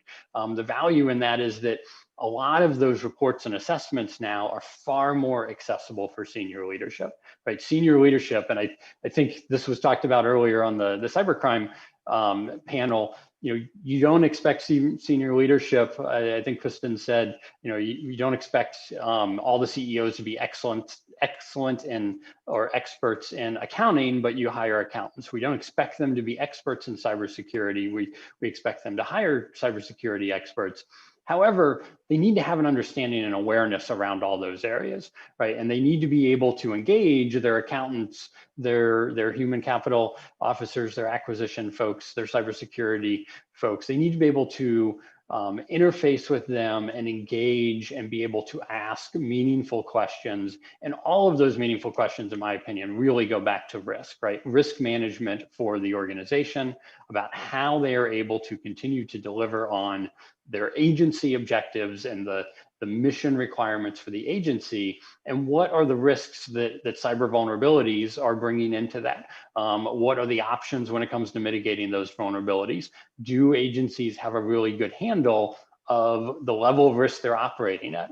And then on top of that, as you do that from an agency by agency evaluation, and you understand high value assets, and you understand better, what's most critical to you, does the federal government have an appropriate picture of an enterprise-wide risk perspective? And that was something Executive Order 13800 mandated that OMB perform an enterprise risk assessment. While I was in the government, we rolled that into the annual FISMA report, but that started to take that more enterprise view, right? Which is really something, and we talk about being, only as strong as the weakest link, and the fact that we're all interconnected, and we are. And so understanding from an enterprise, how are different agencies making different risk determinations?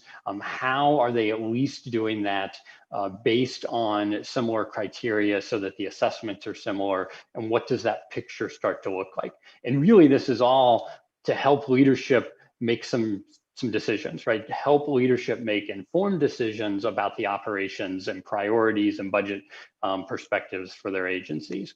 I think that's going to continue going forward into the new administration. I certainly think as part of the transition, you will see a significant amount of questions, at least I hope you're going to see a lot of questions from transition teams about cyber and about cyber risk, and exactly where our agencies operating, so that they really understand what it is when senior leadership comes in, what they're inheriting, and what that space starts to look like. So I think there's 3 areas that will get a lot of focus in the next administration going forward. They've all gotten focus in the current administration, and really in previous administrations. And I should say, having been in government in the Obama administration, literally had a front row seat to the transition to the Trump administration. We had a lot of consistency around cyber policy and cyber priorities. Some things changed a little bit, some things were rebranded. I would say the Trump administration looked at it a lot more through a lens of IT modernization and modernizing tools and capabilities and systems and delivery of digital services. And so cyber was rolled up under there in the Obama administration. I think it was a little more explicitly, focused post OPM, right, on cybersecurity. However, there weren't big shifts or changes in direction. And so I think we're going to see some continuation of that. I also think the president's management agenda that has gotten a lot of attention and a lot of focus on in the Trump administration, I predict that will continue to be a tool that gets used in a Biden administration, and that a big piece of that will continue to be around cybersecurity. And so 3 things that I think we're going to continue to see focus on. First is a continued focus around shared services. The last couple administrations have had a focus on shared services. I expect that the Biden administration will, and that will include cybersecurity shared services, right? It'll be broader than cybersecurity. It'll certainly include cybersecurity. And so we and the Trump administration, CISA was designated, DHS CISA was designated as a service provider for cybersecurity and to be a quality shared management organization. And what those are, what the QSMOs are, is not necessarily the service provider, but to create a marketplace that may have some government providers, may have commercial providers, may have kind of some hybrid, something that's sponsored by a government entity and really run and operated by a commercial entity, but really to create a marketplace to set standards and to start to treat federal agencies as really the customers that they are in that space, and really be able to provide services. Probably initially, I think, to a lot of agencies that maybe don't have the resources, don't have the capabilities to do some of those and provide some of those services on their own. Second area I think we're going to see a lot of focus on is data level protections. I think the data strategy, the focus on things like machine learning, artificial intelligence, wanting to share more data appropriately, and you can call focus on data protections, zero trust is certainly a big aspect of that or an element of it. But how are we protecting data at the data level as opposed to at the network level, which is something I think we've gotten better at, but we continue to still focus at the data level. I think there will continue to be perimeters in general, and I think we're going to need to protect those appropriately, but I think we're going to really need to double down, and I would recommend a lot of focus on the idea of data and how are you protecting data, both from all aspects of confidentiality, integrity, and availability, right? It's not just about can you keep data from leaving your environment, or can you keep it from being valuable if it leaves your environment? It's also around those that are inside your environment, insider threat, being able to understand, it feels like we live and work in a more divisive country, than ever. And so that pours over to our workforces. And so what are we doing from an insider threat? How do we know who inside our organization, trusted or not, we have to trust them to a degree, but we also have to understand what's happening in our system. So I think a big focus on data management and data security will come going forward.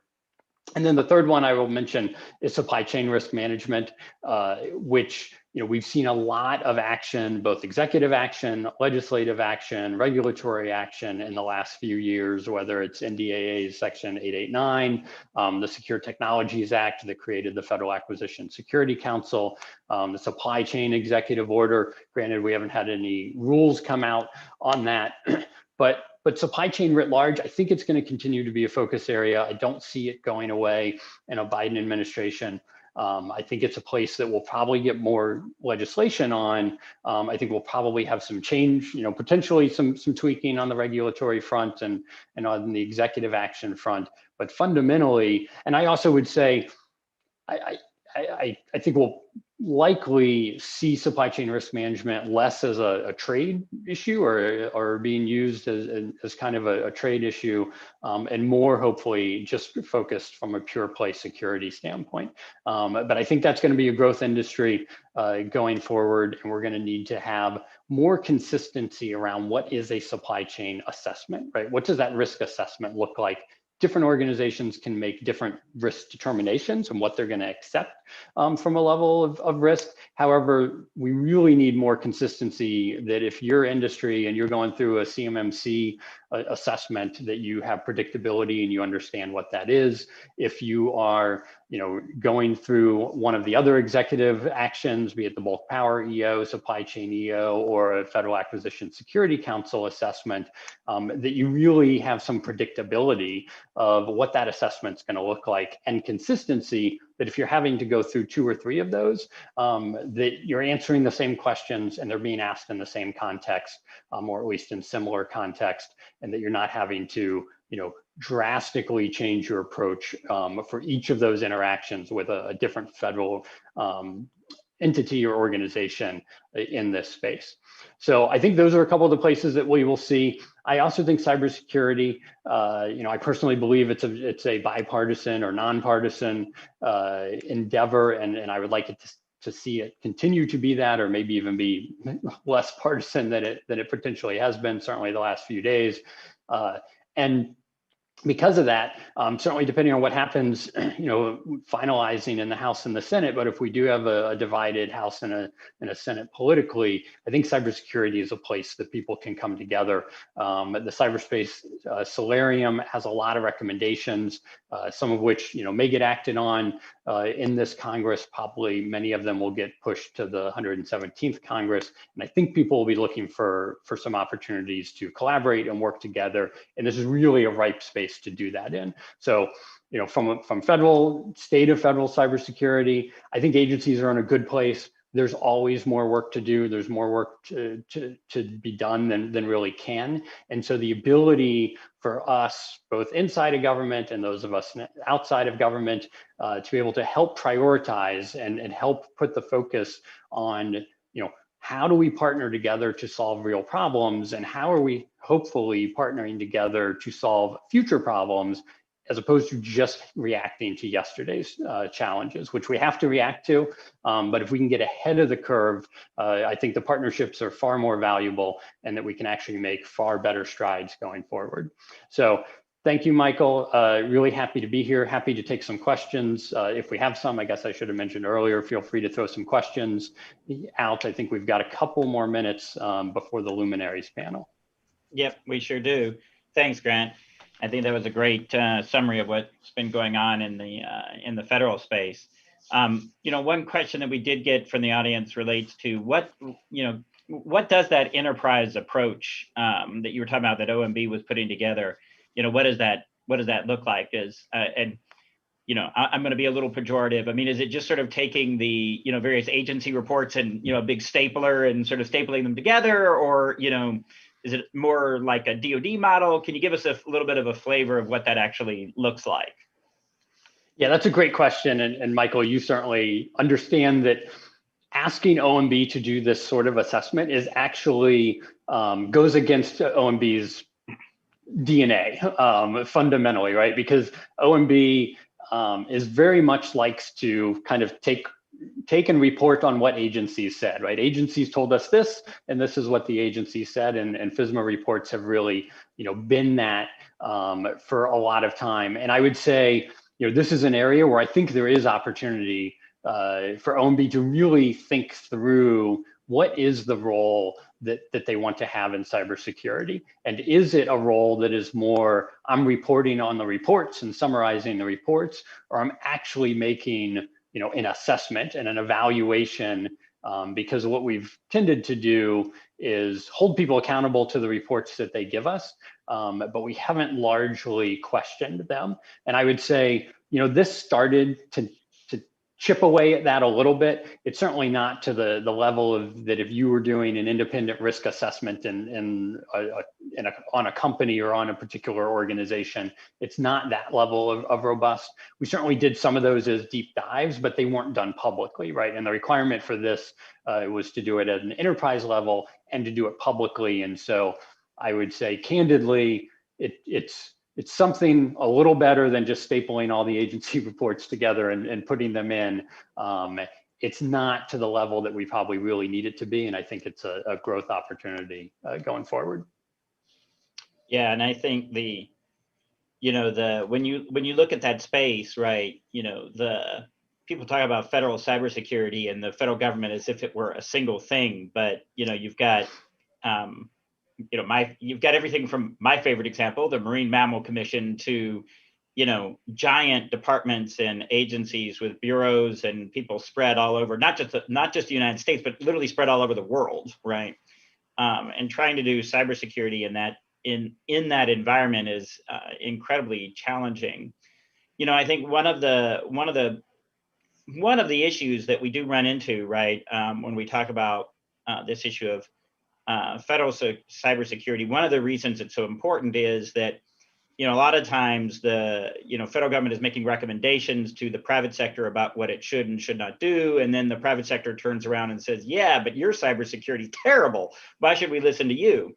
And so, how do you think some of the progress that we've been making, in federal cybersecurity can help deal with some of that criticism? Yeah, I think it's so. I think 2 points on that. One is you mentioned. There is no such thing as just the federal government, right? It is a compilation of a whole bunch of organizations, a whole bunch of personalities. And, we have agencies that do really, really well and are, quite frankly, better than probably a lot of commercial organizations, maybe even better than most commercial organizations. And we probably have some that are at the other end of the spectrum. And certainly, one of the things that came out of the National Cyber Strategy was the idea of having the federal government lead by example in this space, and lead by example from an accountability standpoint, and really be able to drive additional set the example, but set the example by holding ourselves accountable and really raise the bar internally. And so I think a lot of agencies have really done that. We've seen a number of incidents and vulnerabilities that have come out. And quite frankly, the government's done really well on patching. We've done really good on our DNS security, on DMARC security, on some things that we've picked up that, or we've recognized or fully embraced. If you set those as measures and targets, the agencies can turn to. And part of that, role, I think, of the leadership in this space is to be sure that we're setting targets that aren't just about compliance, but are actually about security. And when we do that, we end up having a lot of value there. The first binding operational directive was around patch requirements and patching critical vulnerabilities, and that's been updated, but it really drove down.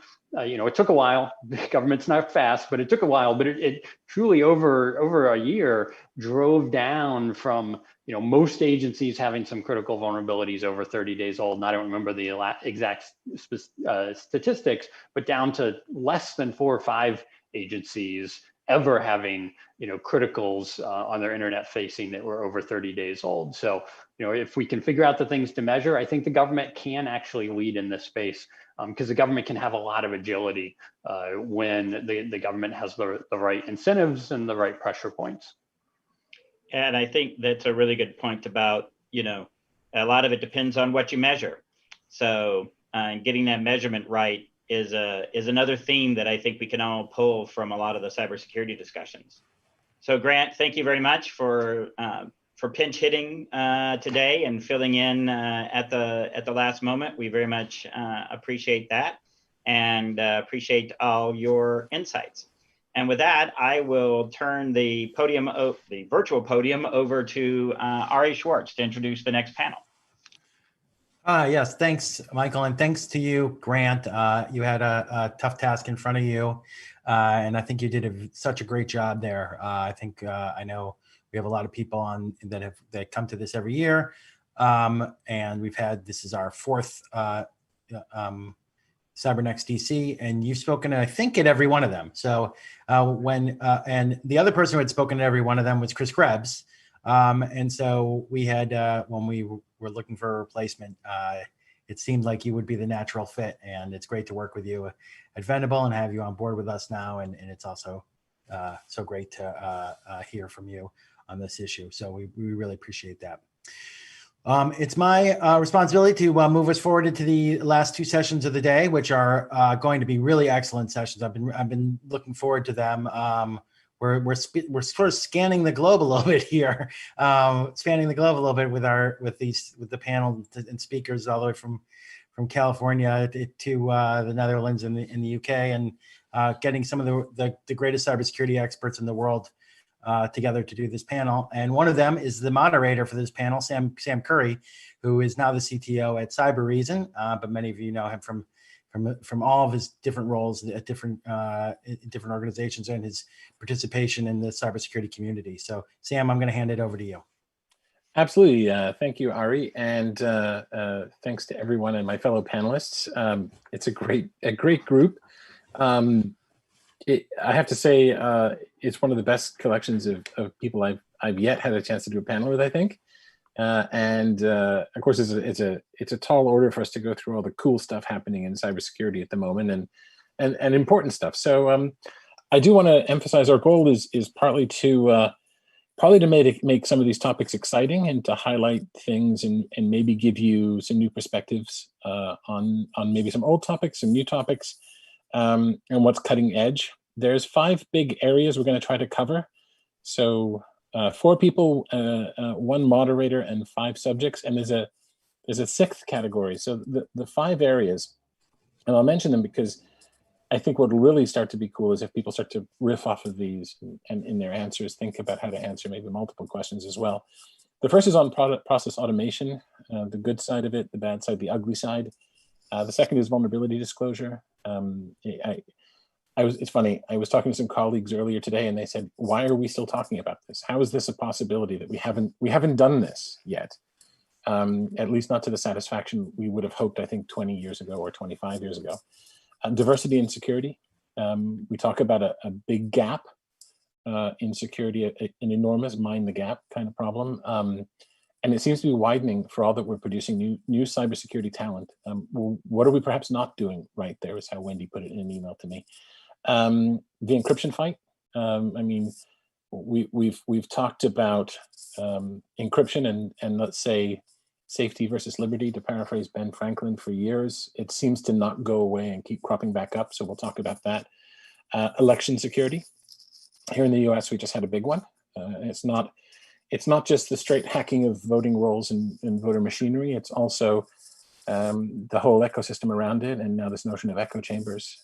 So we'll talk about that. And then the final +1 is crystal balls, which is us pontificating on trends and where we think things are going. So I think without any further ado, let's make this fun and interesting, folks. I'm going to ask each of the panelists, I'll try to do it alphabetically by last name and not mess that up. I'll call on each of you if you could say a little bit about yourself and what you do. I will go as C. So after you, Jaya, I'll introduce myself as well. So Jaya Balu, can you maybe introduce yourself to the audience a little bit? Yes. Hi, my name is Jaya Balu. Thank you for inviting me. I feel really honored to be with this group. You too, Sam. And so I'm the CISO of Avast, and before that I was the Chief Information Security Officer at KPN and have been working on all of these issues for a while. Great. Thanks for joining us. My name is Sam Curry. I've been knocking around security for far too long, almost 30 years now, to my horror. I am the Chief Security Officer for Cybereason. I'm a visiting fellow at the National Security Institute, and I'm looking forward to having fun with all of you. So if I've done the alphabetical right, Suzette, I think you're next, right? Suzette Kent. Thanks, Sam. Hi, I'm Suzette Kent. I was recently former federal CIO, so things in this space are of utmost priority. I spent my career both in banking and large-scale consulting around the world. And now that I'm no longer in the government, I'm actually working with universities and companies on the way that we build the technical workforce of the future. That gets to some of the questions that Sam's going to talk about today, and I'm honored to be here with this panel. Great. Thanks for being here. Ian, from across the pond, I think, if I'm right there. Ian Levy. Thanks, Sam. Ian Levy, I'm the Technical Director for the UK's National Cybersecurity Centre. So we're responsible for making sure the UK is the safest place to live and work online. And I assume that my speakers people at the NCSC misread the thing and thought it was the Cyber Loonies panel, and that's why I'm here. It might be in the end, by the way. Yeah. Certainly speaking for myself. And last but far from least, Wendy with the coolest hat of any of us now and most times. Wendy, can you introduce yourself a little bit? Thank you. Wendy Nather. I'm wearing this hat to cover up my pandemic hair. And I would just like to say to Ian Levy, if you ever form a monster raving cyber party, I would be one of the first ones to sign up for it. I used to work as a CISO for a Swiss bank and for state government. I spent 5 years as an industry analyst and also helped to stand up the retail and hospitality ISAC. And now I lead the advisory CISO team at Duo Security, which is now part of Cisco. Excellent. So I think we have to have that party the next time we're out of quarantine and doing one of these CyberNextDC events. So let's mark that on the calendar and beg Ari for it. So let's start with you, Jaya.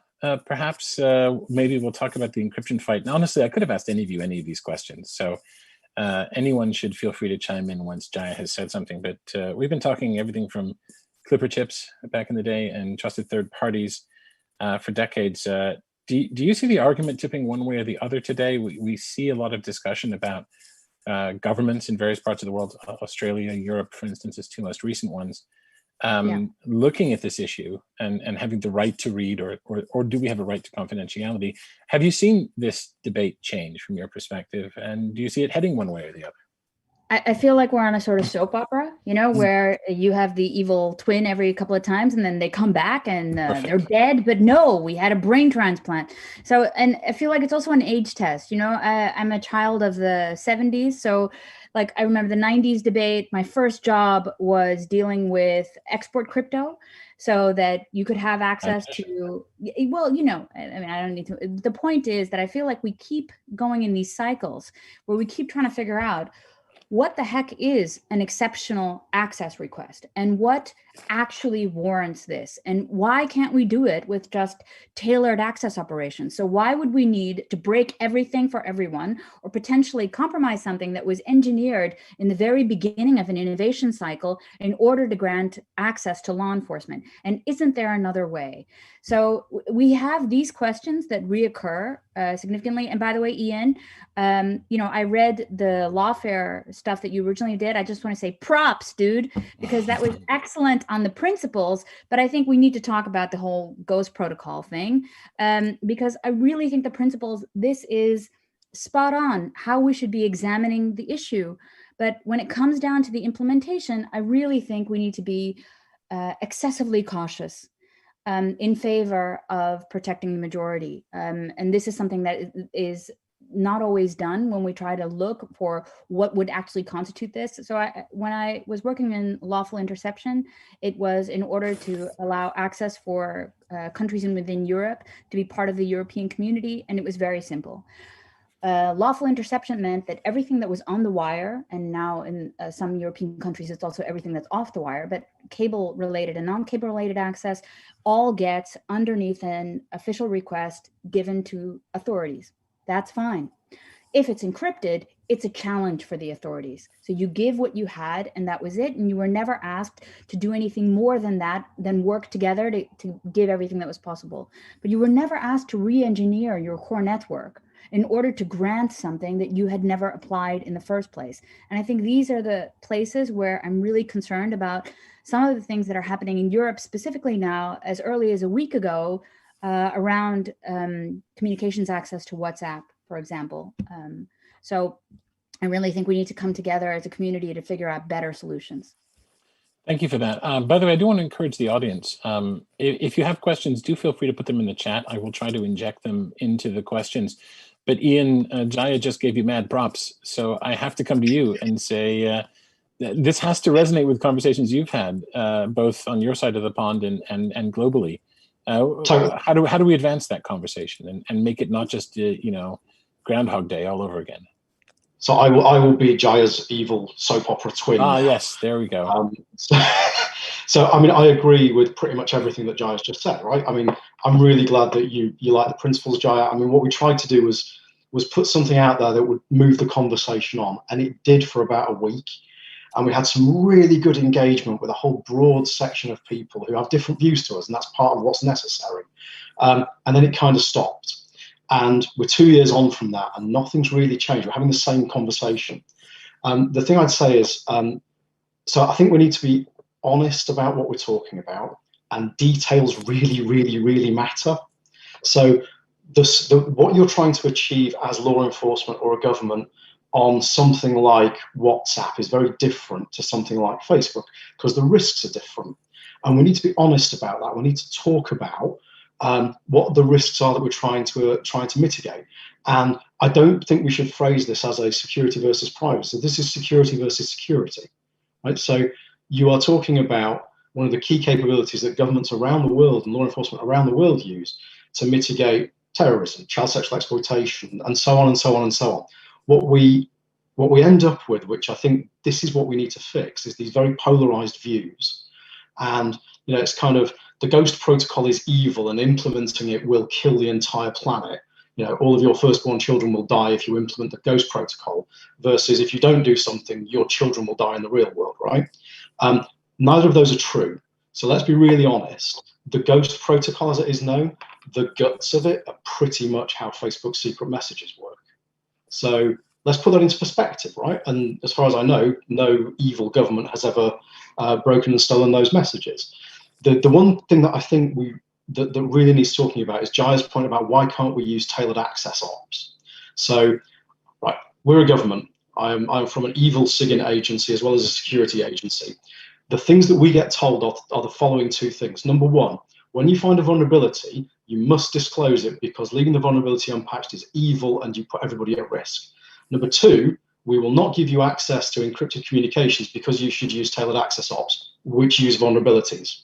I'm sorry to be blunt, but you can't have it both ways. There's a thing I've started saying, right? What we need in this is science, not sound bites. And I know it's a sound bite, but I make no apologies for it. We need to have a rational and competent discussion about the details of this stuff, rather than this 10,000 foot, chucking rocks at each other. But I mean, the positive thing is, I agree with a lot of what Jaya just said, and that's a positive, right? Let's start there and move on. I will now stop ranting. Ian, I love that you made a soundbite of not making sound bites. That was brilliant. Also, you diffused one of my traps later. I don't know what I'm going to do now. I was going to play the vulnerability versus encryption fight, but it's an excellent point. So we'll come back to the vulnerability discussion later, and thank you for doing that, because I think it was needed. Jaya, and I think it's pronounced Jaya, right? I just want to make sure I'm doing it right. Every variation of Jaya is good. I'm going to follow up with another question for you before I move on to other people. And again, I think it's on the same subject. I've been working on a hypothesis recently that a lot of the privacy discussions that we have are heading in the same direction as this encryption fight. And I would open this up after you answered it to everyone as well. And a side note, folks, I'm told that you should use the Q&A tab, not the chat tab, for questions. I'll look at that after.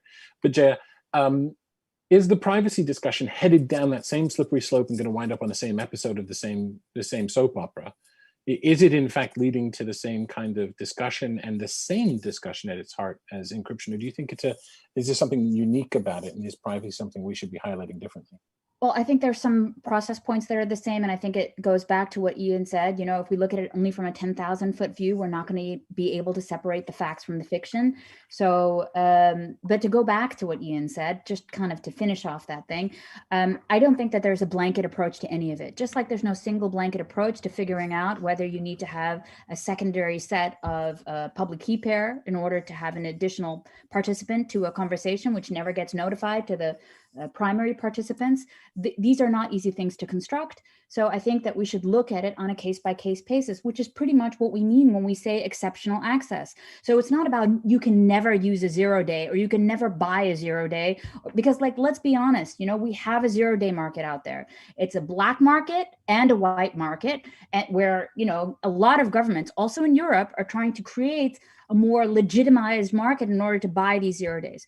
No one ever said that they will not exist. No one ever said we're going to build perfect software and hardware. Although we try to, there will always be this potential to use them. The governments will stockpile them, et cetera. The only thing that I ask, and people who are in similar positions ask, is be nice to your fellow CISO, especially those in critical infrastructure, and give us a heads up before you go all YOLO and do your tailored access operations for the target you're trying to compromise, because that one target could actually compromise the rest of us. So really just a special heads up for your critical infrastructure. Yes, you're going to do tailored access operations using O-Day. Fine, but then make sure that we understand what your vulnerability equities process is and that it's consistent and has oversight. So if we can do that, we're good on this thing, so yeah, okay. And then for privacy, like, let's look at Schrems 2 for a second. I'm really worried that we sometimes bite off more than we can chew. The initial thoughts behind GDPR, really great.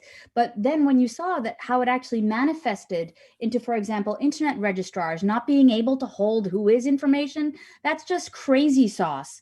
Okay, that was never the intention. So I think we really need to think on a really factual basis what it is we're trying to achieve before we fundamentally blend, cloud access from American companies, because gosh, GDPR and Schrems 2. So we really need to rethink what are those specific things that we need to engineer, and that will be, again, cryptography and with keys held in Europe or something like that, when we want to actually look at how we preserve privacy and security for everyone. I hope that answers that. That did. I love that. So I'm going to take the bait and switch to the vulnerability conversation because it sort of came up now. But I do have to say, we have a question in the chat. How do we sign up for the Monster Raving Cyber Party from Jen Ellis? And I'm going to say that everyone should contact Jen Ellis for that, just on principle. And we'll coordinate through her. Sorry, Jen, but you asked the question. All right, so let's go to you, Suzette, if that's okay. On the vulnerability front, I saw you nodding vigorously when I mentioned the subject earlier. And I think I saw some other people nodding as well. Why are the basics still so hard to achieve on the vulnerability disclosure front and around responsibility disclosure of vulnerabilities? Why is this such a challenge still?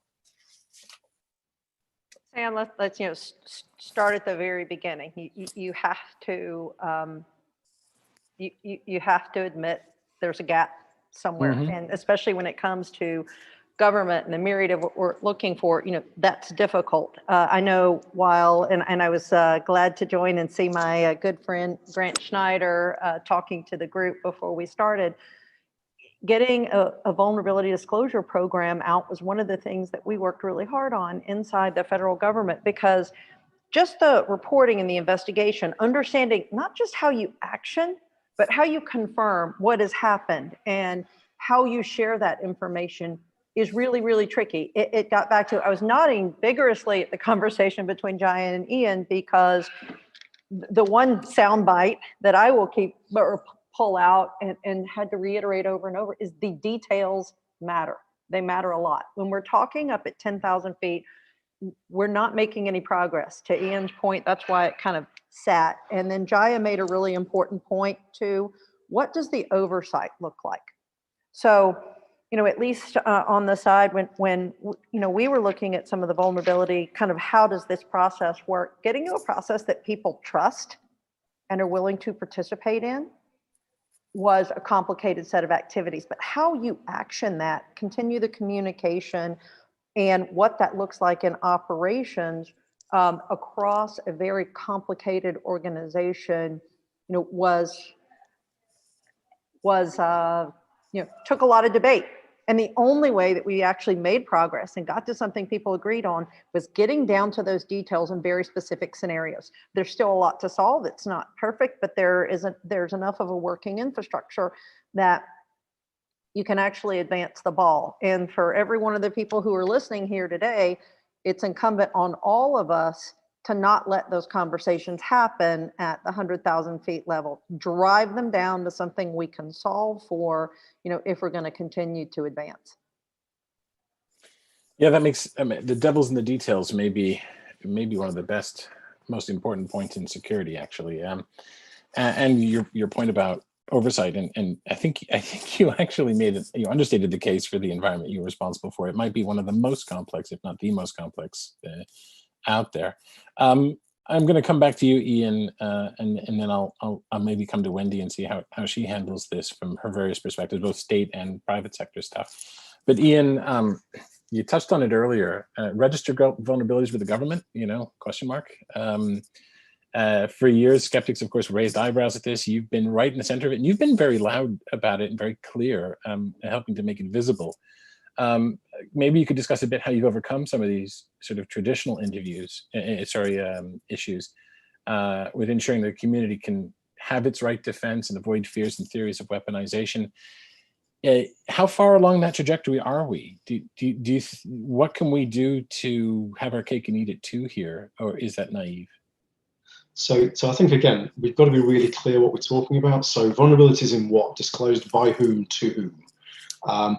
And so if you take UK government, so we set up a vulnerability disclosure process for UK government services. So there's the security researchers who are having real trouble. They'd find a vulnerability in a UK government service, they'd have real trouble actually reporting it to somebody responsible.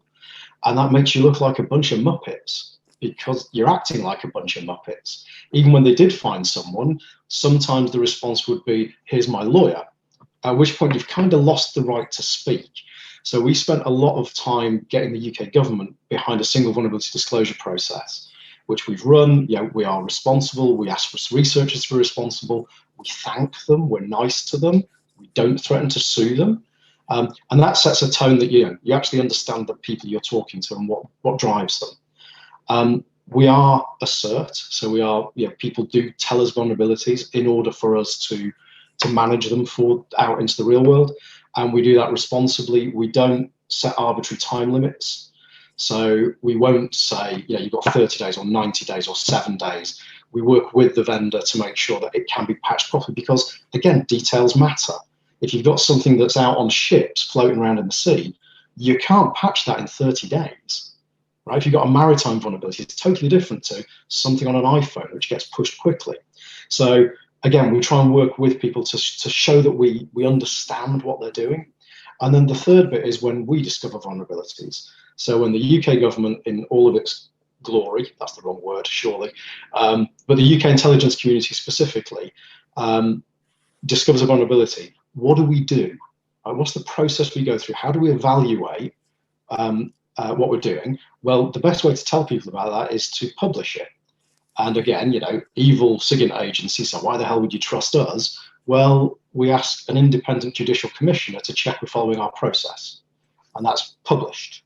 So they publish a public report every year that says, hey, the UK intelligence community did sensible things. The interesting thing, and people give this different value, right, is that process is chaired by NCSC.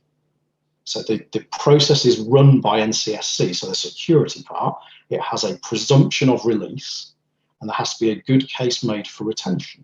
So trying to build understanding with the community, trying to be transparent about how you operate and being responsible, and then having somebody who doesn't like you very much check that you're following your process seems to be a sensible set of things to do. I can't say we've got it perfect, by the way. No way have we got it perfect, but we're trying to set a standard for how we operate, and we'd hope others would operate in the same way. Yeah, it's always difficult to answer the question, who watches the watchers, right? But the fact that you have independent arms doing this, and you have process, and you have accountability, and you have a cycle that you follow, builds trust. It's never absolute, but it seems to be part of the answer, right? Yeah, and we are credited with vulnerabilities with report. So there was one in Defender last year, which was basically, it was 0 click and it gave you kernel on Windows. Right, from an intelligence agency point of view, you're going, woohoo!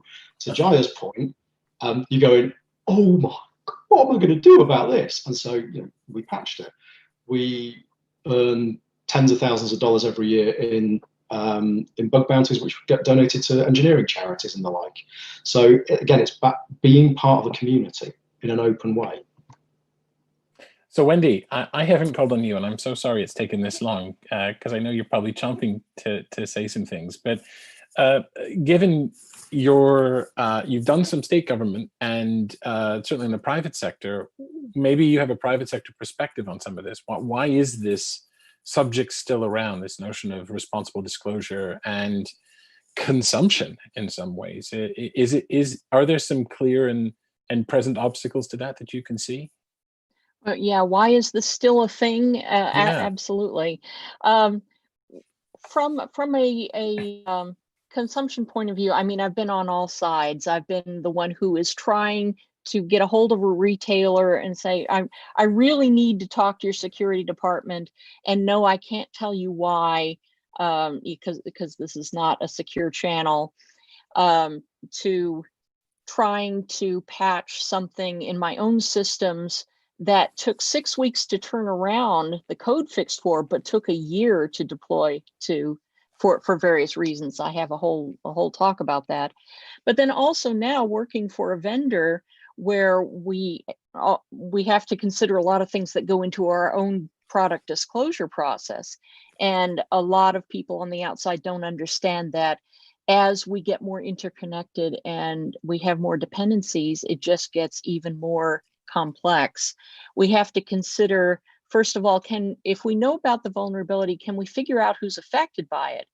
Can we tell our customers whether they're affected by it or not? And sometimes that's hard. We don't want to go to them too early and go, yeah, we don't know. You might be affected, you might not. Trying to write things or create things so that they can help. We can help our customers figure out whether they're affected and how to fix it. Working with third parties who may have no idea that they're involved in this vulnerability, but we have to call them up and say, you know, that thing you're doing, that's great, but we're going to need you to not, at least for 90 days until we can get this other thing mitigated. You know, it turns into a very complicated thing. But I have to give, as long as we're giving out props, I got to give mad props to Alan Friedman at NTIA, who has been working on multi-party disclosure for years now with such patience and enthusiasm and verve. You know, it's people like him who are bringing people to the table and having the concrete discussions that we need to have. Thank you, Wendy. You mentioned NTIA, so I'm going to raise a question Andy Purdy had, and I'll open it up to anybody who wants to answer. He said, what is your reaction to the software bill of materials effort led by Commerce, NTIA? What other steps could telecom equipment suppliers take to be more transparent? Does anybody want to take a first stab at that? I'll go really quick. I just had a talk with Alan about that, just like thanks to Ari, actually, Ari set it up. About a software bill of materials. And actually, this is something that, you know, we've needed forever. I was telling him about when we first saw Heartbleed, and I was CISO of a telco, and we were running a VPN, and we genuinely, I'll omit the vendors' names, we were running a couple of VPNs for the country, you know, for everyone to kind of get on, and we couldn't figure out on which devices we could run, which didn't have an integration of SSL. So, you know, and they didn't know which libraries, and they didn't know across which products. And they were like, well, even if you didn't turn it on, you're still vulnerable. And we can't tell you because we have no idea where we integrated the library. And this is where it gets terrifying. And not just from the open source perspective, but for everything we've built, we kind of need to know what kind of ingredients are in there to know if it's gluten-free or not. And that's kind of what we need to do for security as well. So, yeah. Yep. Love that. I'm going to mark that one as answered. And I want to answer one more question that David Hoffman raised. I think it's for you, Ian. He said, how is the Independent Judicial Commission funded and resourced on your side? And I think this has to do with sort of checks and balances and making sure that they're perhaps, you know, watching each other properly. He said, how's it insulated from political influence is the way he asked it. And I think that's for you, Ian. Yeah, I mean, so I am not a lawyer, I'm a mathematician, so I will give you my best mathematician answer. As best as possible. So there's balance, right? The government has to fund the office that gives all the resources to the commissioners, the various commissioners around, to try and hold the government to account in various ways. The advantage of someone like IPCO is it is a senior judge who is, yes, very senior. Judges are known for holding the government to account in the UK, do it all the time. And I think, again, the details matter. So what works in the UK may or may not work in the US or anywhere else. But we are confident in our legislation, and the oversight in the UK is probably the best in the world. But again, it's public. People can go read it, and they can make a judgment about whether what we're doing is sensible or not. We think it is. Excellent. Thank you. Okay, I'm going to shift to the next and our third topic, this one around process automation. And Suzette, I'm going to ask you this one next. Look, I think to some degree, the biggest problem in security is a lack of alignment between business functions and security, right? That they don't seem to get along very well. Departments are almost cogs in a machine throughout any given organization, right? They perform functions. But each has a purpose, and once you've identified the machine, you can sort of tune it. And I think as a CIO at one point, you probably thought about, how do I tune the machine? How do I drive things to process? I think in some ways that's the nirvana. So getting cogs down and getting efficiency up. But to what degree does security mess that up? How does process automation go wrong because of security? Dr. No, we sometimes get called, right? And to what chance maybe is the reverse true? What are their lessons from the IT side and the rest of the business that could improve how we do security?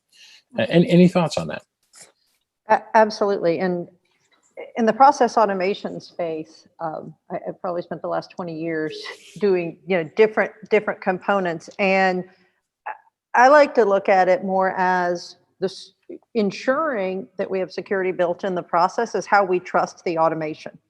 And I want to actually break it apart in two pieces. When we automate, something, we have a set of tools that we're using to do the automation, but we're also having to trust the data.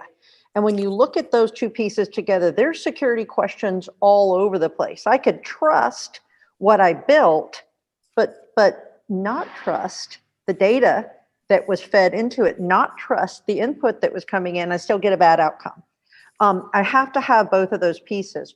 So the process automation is how not only we drive efficiency, but we pull out some of the more mundane activities, and we ensure that we are focusing our best and brightest human resources on the most important problems. They're also how we use more data. We bring bigger tranches of data into making better decisions.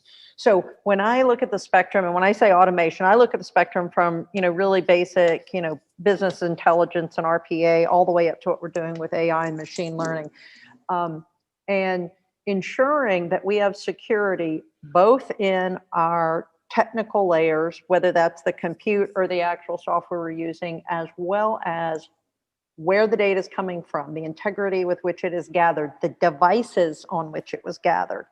It's a bigger question, and security has played a very important purpose in making people, in ensuring that people are asking the right questions when they're building the tools, because it's going to drive a better outcome because we trust the results that are achieved. And if we can't answer the security questions, then we're not going to have a reliable outcome, from whatever kind of automation it is. And what has been important is that we're all at the table together, because the first thing that happens when you automate something and people don't trust the outcome, they say two things. Where did the data come from? And what did you build? What is this? And that's not advancing the ball. That's not, helping in any regard. It's creating inefficiency and distrust. So I think there's more at stake now. And as we seek to become data-driven and we have a proliferation of devices that are connecting that, our security challenges are bigger. They're not just in what we're building, they're in every component of the spectrum of how we drive automation. Thank you. And I think I'm going to ask you, Wendy, the next one, similarly on process automation, but what I asked Suzette was around how do we perhaps align and use automation and security? How do we make sure we don't get in the way of automation? And Suzette's answer was amazing. But like when you play mirror chess, right? If those of you who played chess, predictability is exploitability in some ways. We have a second order chaos enemy here. To what degree can and must we use automation in security? And to what degree does it become a liability or maybe open up new avenues of attack as we get maybe manipulated in our automation?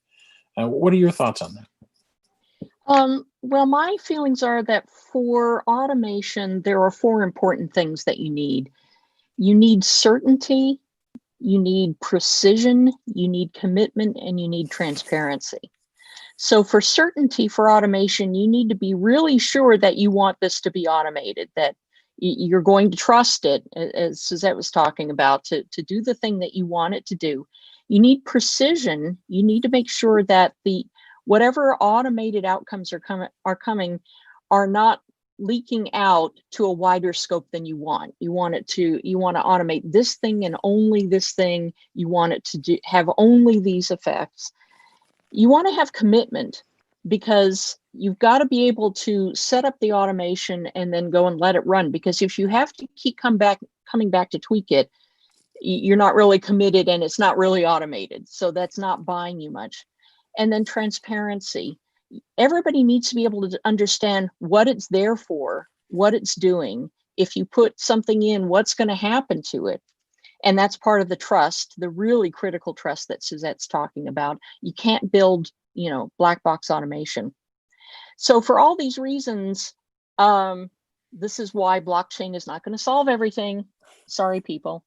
Because everyone's cheering on mute. Yeah. Blockchain is great for some things if you have commitment and you never ever make mistakes and you never have to go back and tweak things. But as you were saying, Sam, we're against a dynamic opponent. And so there are things, there are a lot of great science fiction stories around what if we automate both sides and they just go and war off together. But I don't think that's ever going to happen. The best organizations that I've seen today deal with modules of detection processes. They figure out how to detect something. They figure out if they can automate that so that a human doesn't have to do it anymore. And then they put it on the pile and they leave it to run so that the humans can focus on the newer and more dynamic things. So you're doing bits of automation and building that up as a portfolio. But I don't think we're ever going to have one big Skynet or one big anything because we're just too error prone as a species. Yeah, not only do I not want AI to do this job, it might not want to do it. Right? Mm-hmm. If we ever pass the Turing test, it might be very bored with our job. But Jaya, I have to ask you a little off the cuff. Have you seen that? I mean, I think I've seen the case where people. I'll give you one example: ransomware. Right, the bad guys, the IT identifies ransomware, and it's get up quickly. So reimage that system, drop ransomware like a grenade, and the forensic data gets cleaned up. Have you seen other instances, Jaya, of seeing automation exploited or what have you as a CISO or even as a security vendor? Well, I was thinking of domain generating algorithms. There is really a case for both criminals that use automation to further their purposes, and then that we also need to use automation because if you just have an explosion, and I'm thinking specifically, Wendy, for a second about your retail example.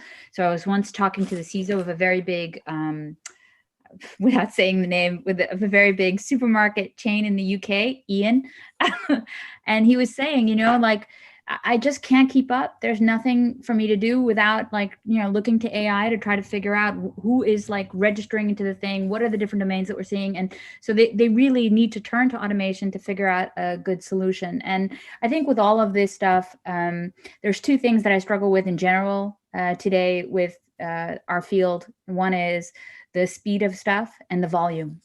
So, and that's why I do think, with all due respect, I do think there is going to be, never blame conspiracy when complete incompetence is at play. So maybe it won't work, right? But I do think there's going to be kind of like a Skynet effort. If I just take a look at the couple of thousand satellites that Elon is launching and all of the stuff that we're doing towards more and more centralization of companies, I do think there are efforts to try to get to some, grander scheme of controls or a few companies that have a larger share of the market space. So automation is inevitable, and so is control in this regard. Let's hope things at that level are not as gloom and doom as Skynet or HAL 9000. So yeah, no, I'm with you. There's also one term that came to mind when Wendy was giving her main point. That's the notion of leaky abstraction in engineering. That whenever you make an abstraction layer, it hides complexity and it makes the users prone to error. And I certainly would add just, I think we should encourage people always understanding how it works under the hood. So while we can make it easier to learn, we should know the limitations of the system. And when you have to automate those higher functions, both of you talked about, the easily reproduced lower order functions can be more easily automated. But when you start to move up the stack, make sure you're still sampling what you're filtering out and still looking for the, and doing so in a non-predictable way. So, but without going down that rabbit hole, I'm going to shift to the second to last subject, which is diversity. And let's say, let's go with you, Wendy, to start with. Diversity comes in many forms, right? Gender, ethnic, neurodiversity, religious, linguistic, many, many more. We know it's the morally right thing to do. So my first question of two to you is, in your experience, how and why is it maybe competitive advantage? How does diversity help us do this cyber job better? Oh, it's totally a competitive advantage because security has to be about usability. And, it used to be 30 years ago when we were all getting into this that, we all had the same background. We all knew the same things. We could say things were intuitively obvious because, we were all coming from the same place. That's not the case anymore. We write for everybody, for the world. And it is ridiculous for us to say, well, we're just going to teach them to think like us and then everything will be fine. If we train them louder and harder, they'll understand. How's that been working for us? It hasn't. So you absolutely have to have diversity of thought, of experience, of geography, of business, of everything. But I want to emphasize that subconsciously, we often set up diversity as an alternative to whatever it is we consider the default today. So I'm always of two minds about focusing on particular underrepresented groups, because it feels, as a woman, if I'm invited to a woman in security thing, I feel like they're saying, well, women in security as opposed to normal people in security, or whatever. So it is not it's a false dichotomy to say, if you are looking for diverse people, you must therefore not be looking for the best people. That's a very insidious prejudice that we have to wipe out. If you start out assuming that everybody is equally qualified, then why wouldn't you want a variety of people? If everybody's great, you'd say, I really want somebody from Asia Pacific because there's stuff we can learn from them. I really want, somebody who is trans because there are things that we're not going to think of. I want somebody who's neurodiverse. It's not that we're picking them just because of that, but it's in addition to, it's making all of our resources better to spread them out, to make them more diverse. So the final thing that I want to soapbox about here is that one mistake that we make all the time is we give the diverse problem to the diverse people to solve. We say, okay, we want to get more women in security. You're a woman, we're going to give you this job. And that, first of all, I am not a specialist in recruiting and hiring. That's not what I do. But also that gives me two jobs, besides my day job, is trying to figure out how to solve this problem. So, at Cisco, one of our heads of diversity and inclusion made it very clear to me when I was talking to her about recruiting is, she was like, you got to do your own homework. I'm not doing your homework for you. If you don't know enough diverse people to pull into a pipeline, you better go find them, because I'm not just going to give you a list and let you figure it out. So solving the diversity problem definitely makes you more competitive because it makes security easier to use. You stop running into things that you never anticipated before. You have fewer users that are trying to go around what you're trying to impose on them. It can improve the quality of whatever you're doing in so many other ways besides just being the right thing to do. So diversity is not the alternative to what we're doing. Diversity is the next level up. It's making everything better. If you want to level up your organization, that's where you want to go. So the other point, of course, that occurred while you were talking is that the opponent doesn't have any limitations on diversity, right? They have many walks of life to pull from, and they do. And how are we gonna match them until we can think like them, or maybe outthink them? I'm gonna ask a question that's open to anyone in a moment, and I'll tell you what it is before I go to Ian. The question is the one that I was gonna follow up with you, Wendy, but I'm gonna open it to anyone who wants to answer it, which is, what are we not doing that we could be doing? And so think about that for a moment. Ian, you flagged me, you wanted to speak on this subject, so I'd love to hear your thoughts. Thanks, Sam. So I think the first thing to say is what Wendy said. Second thing is the fact that the gender diversity on this panel is surprising is an utterly depressing thing for me. So a couple of years ago, NCSC, we tried to make a policy decision that said we will not attend any conference to speak on a panel where the gender diversity is less than 50-50. And then we worked out we didn't go to any conferences, so we couldn't do that. And it sucks terribly in this sector. And I think everything that Wendy's just said, plus, we've got to work out what qualified means, right? So, I'm a mathematician and computer scientist. Does everybody have to be a mathematician and computer scientist? No. The main thing you need to be is a devious sod, right? You can teach all the other stuff. And there's plenty of those around, yeah. Devious sod, yeah, I'm a liberal arts devious sod. So, My point. There we go. Yeah, and this is the whole point, is we are we're self-censoring down to people who think and look like us or have the same qualifications as us. So we should stop that for a start. Second thing is the pipeline, certainly in the UK, is terrible. So we've invested for the last few years on what's called the Cyber First program. This is to get kids interested in cybersecurity specifically, but STEM generally. And our flagship thing is the Cyber First Girls competition. And this is all about getting girls sort of 12, 13 years old interested in cybersecurity. If you look at most cybersecurity competitions, they capture the flag. Testosterone fueled, raw, I'm coming to get you. Cyber First Girls isn't, because we're trying to show 12, 13-year-old girls that there is a real career here for them. And that's going to take years to filter through. I think there's an actual operational imperative to fixing diversity. So yes, it is morally right. And yes, being a good human being, we should do all of these things. We failed. So let's try a different reason. So I think there's an operational imperative, which is, for example, take artificial intelligence. So Suzette was talking about this before, you've got this brilliant algorithm, you feed it crap, you get crap. Artificial intelligence is trained on training sets, and you have an implicit bias at the moment in the development teams that choose particular training sets. And we've seen public examples of this, where credit rating algorithms prefer men over women, where computer vision things will prefer to say that a black subject is holding a gun versus a white subject, those sorts of things.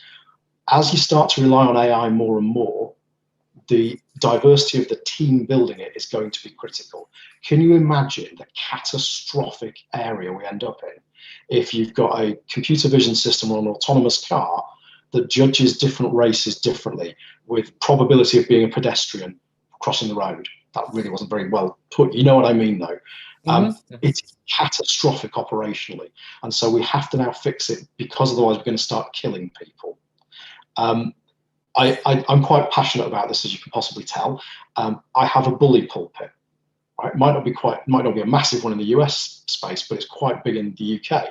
We're thinking about things like, when we approve products and services, if the company, even if the product is amazing, if the company doesn't have a published diversity and inclusion policy that it sticks to, you're not getting certified and you're not selling to the UK government.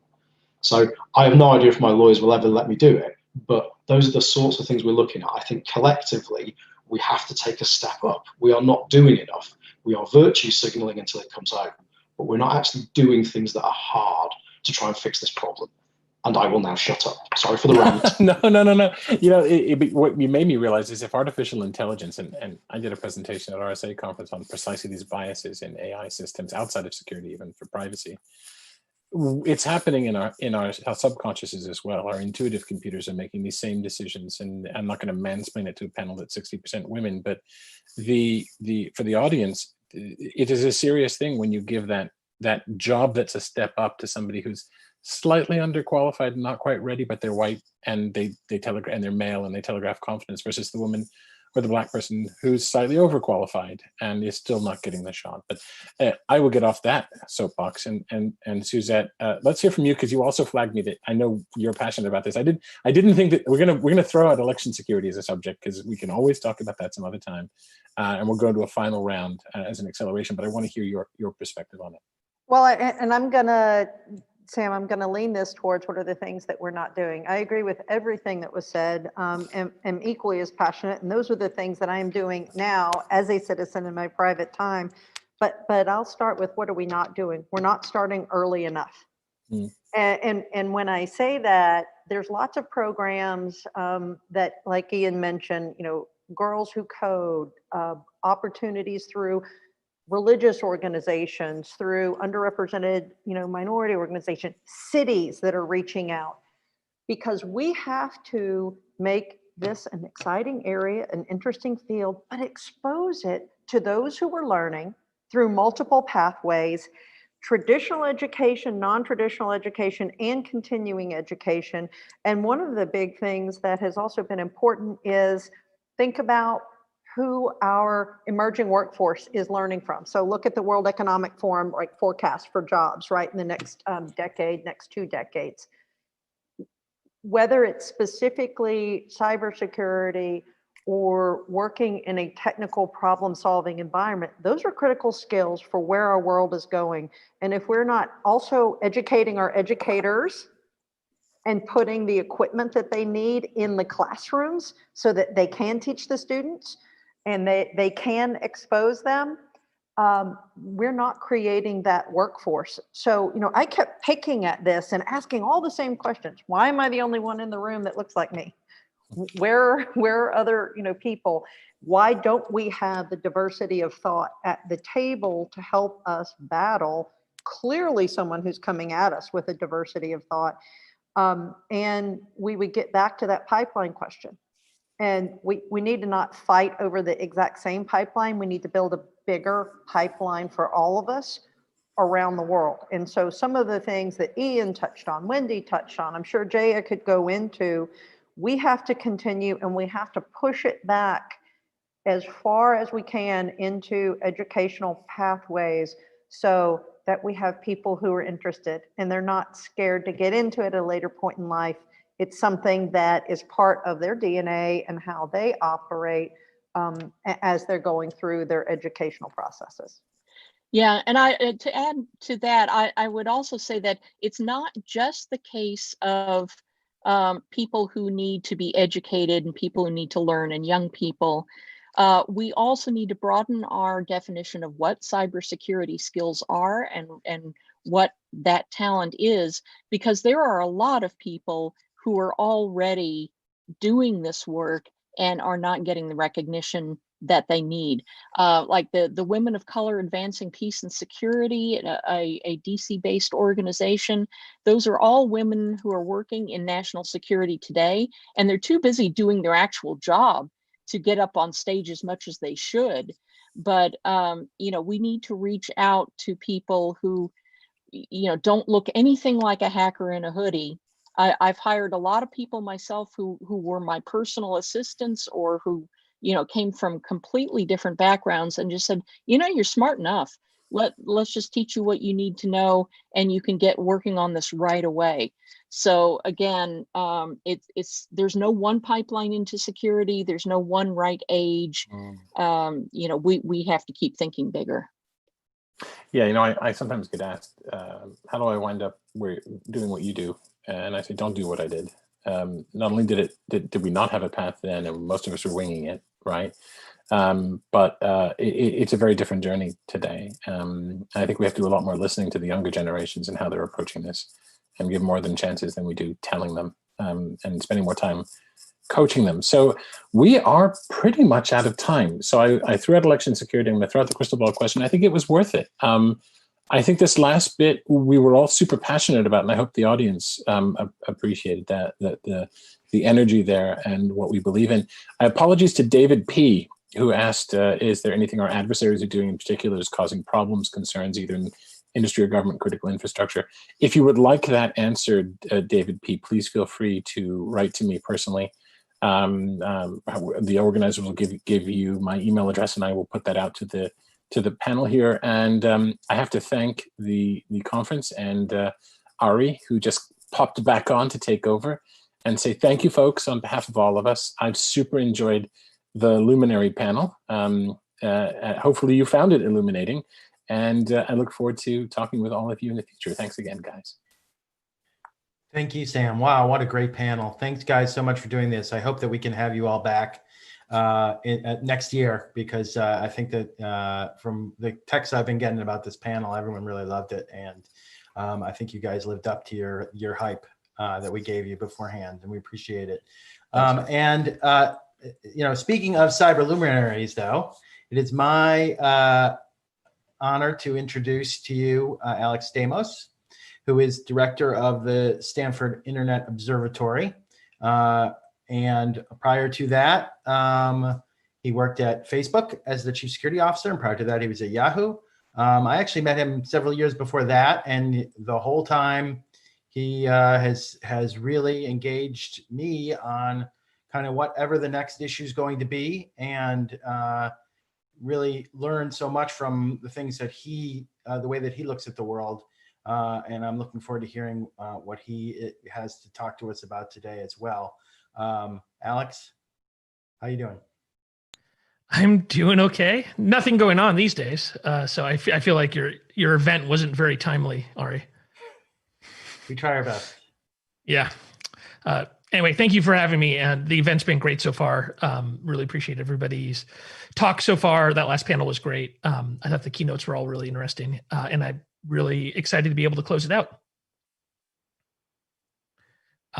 Great. So I've seen actually there's been a surprising lack of slide decks in this event so far.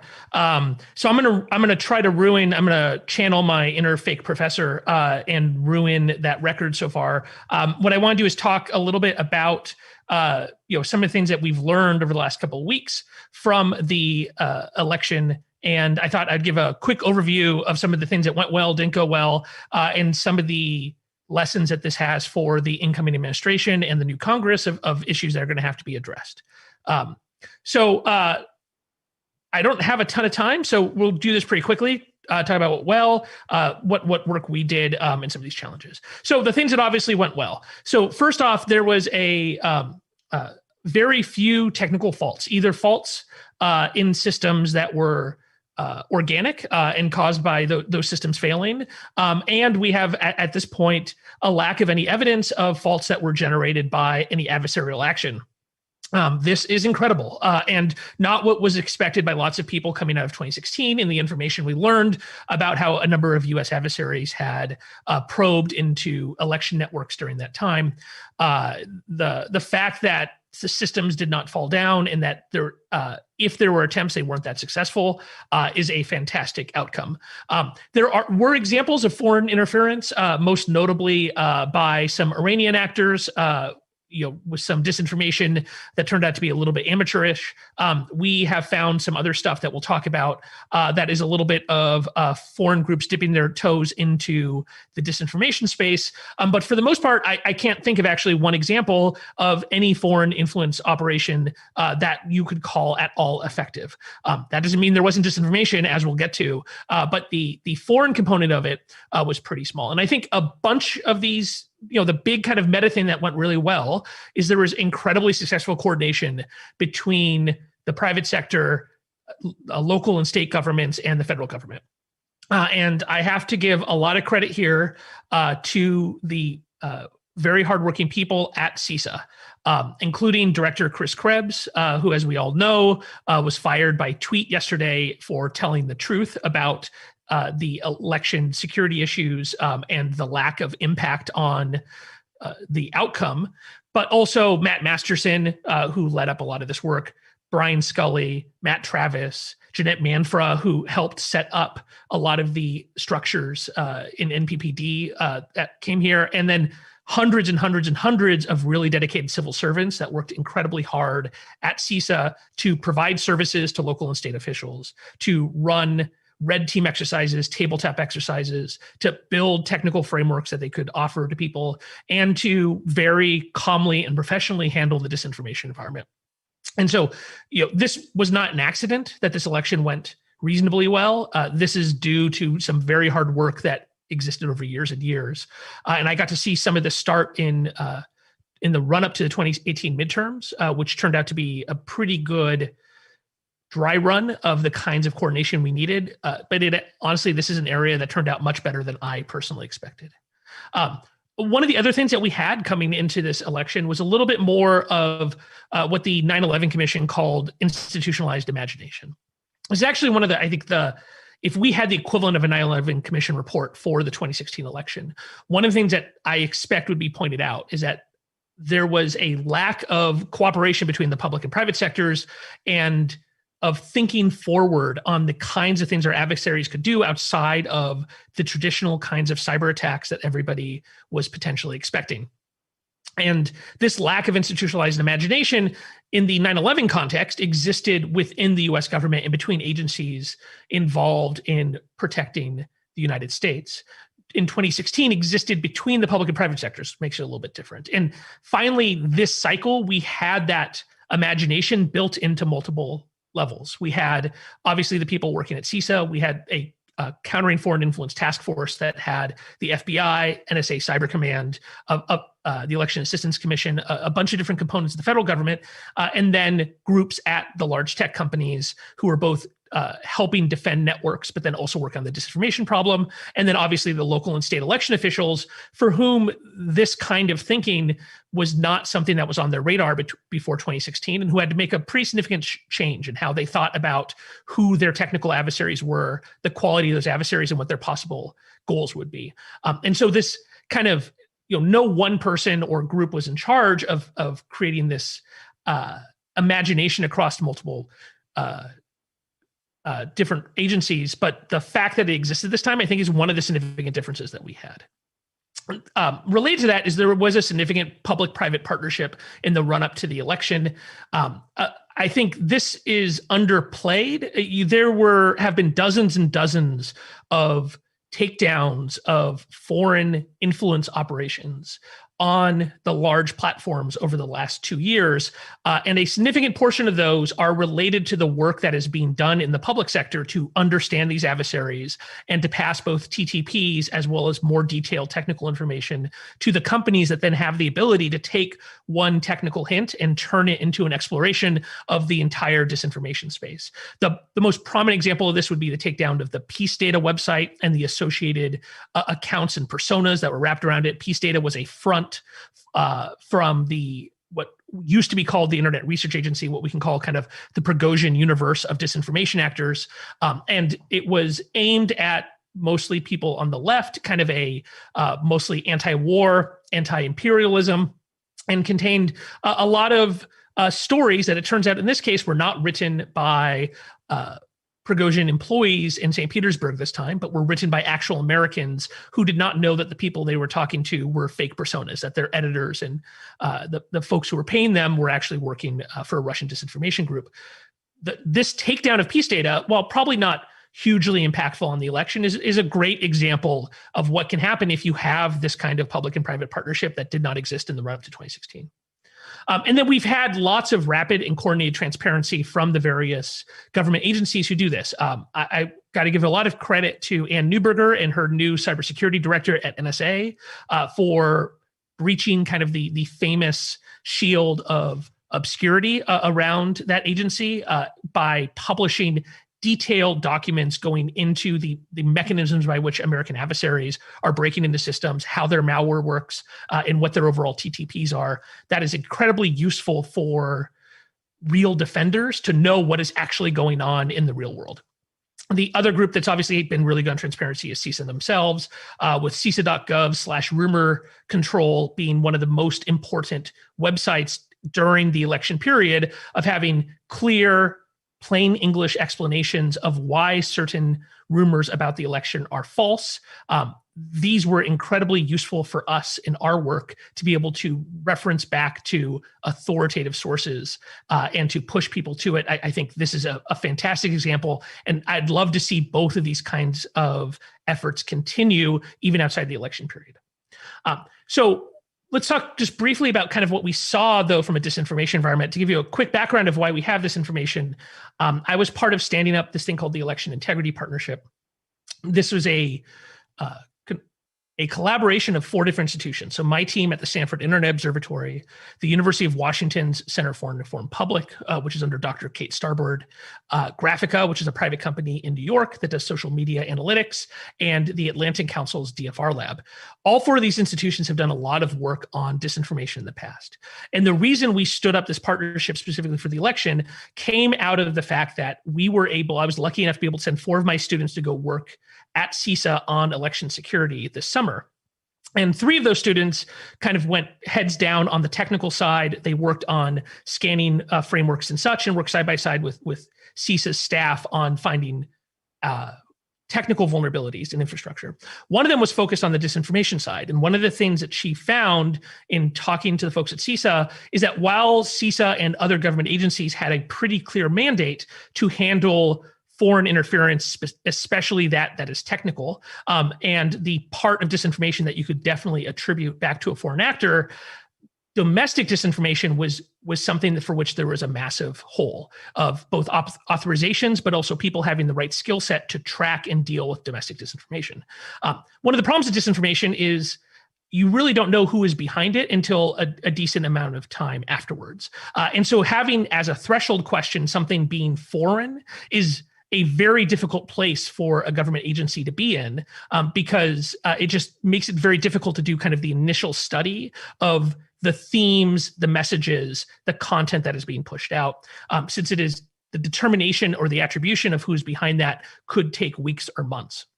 And so there's clearly an opportunity here for us to help out. So we put this partnership together with the goal of, instead of these 4 institutions writing these big detailed reports after the fact, 3 or 4 months after the election, of this is all the horrible things that happened, to try to operationalize our research, to team up with CISA and the local and state election officials via the Election Integrity ISAC, and to provide an operational study of disinformation in real time to try to mitigate the impact. We don't have to go into this in detail, but this is effectively the flowchart of how that worked. We had government stakeholders, again, mostly through the Election Integrity ISAC, which were great partners of ours, press partners, civil society, so a number of different groups who care about voting rights and such. And then we plugged into the major social media platforms. One of the benefits of the work we did is we plugged in at these platforms at the operational and investigation level, not at the political level, which is one of the lessons that I have taken from this and from my work in industry. Is the closer you're able to get to the people who are hands on keyboard of doing the investigation and then mitigating these kinds of attacks, the more likely it is you're able to get a decision that is based only upon the policies these companies have and not upon broader political concerns, which is critical if you want these decisions to happen very quickly. Now, our overall scope here was very limited, right? This was election-related disinformation. So we did not look at all at disinformation about the candidates, of them saying things about each other or the general political sphere, just about the election itself. There's about 120 people from these 4 institutions. About half of those people came from Stanford. We hired 30 new students to help work what we called our tier 1. And then we worked in shifts during the day. We had, at the end, 5 4-hour shifts. So 20 hours a day, we had coverage. We were taking tips from the outside, but then also using software we had built internally and data access agreements that we had created to go look for election disinformation. About 90% of the stuff actually was found internally, not from the outside, but we were happy to get those tips from the outside as well. That would go to this first tier, who would archive those examples for later study, pull down the metadata, would make a determination of whether it's in scope or not. And then if it was in scope, that would go to a second tier of analysts who had more experience. Instead of students, these were mostly professionals who had done this for a while. And those folks would determine how are we going to handle this. Kind of the median thing we do if we knew this was election disinformation, if we had a factual basis we could point to demonstrate that, and we believed it was in violation of platform policies, is we then immediately send that to the platforms.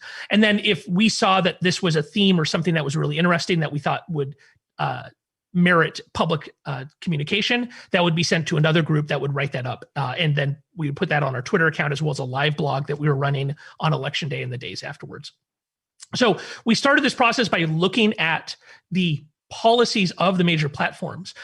We started this in August, and between August and then just days before the election, we updated our analysis 8 times because it turns out that the most effective way, if you want to get policy changes from the company, is not to make kind of a general statement of this content is garbage, I don't like, this person should be taken off. It's to make very specific asks of their policies based upon realistic scenarios that are not partisan and not tied to specific actors. And so that's what we tried to do. We came up and we measured all these folks against each other. And the first version of this, most of the boxes said non-comprehensive or none, right? That the vast majority of the policies were not that good. And then by testing them against the scenarios that we thought were realistic and putting kind of targeted pressure on them, we were able to see changes over that period of time. This was the final version of going into the election of what the policies were from these platforms.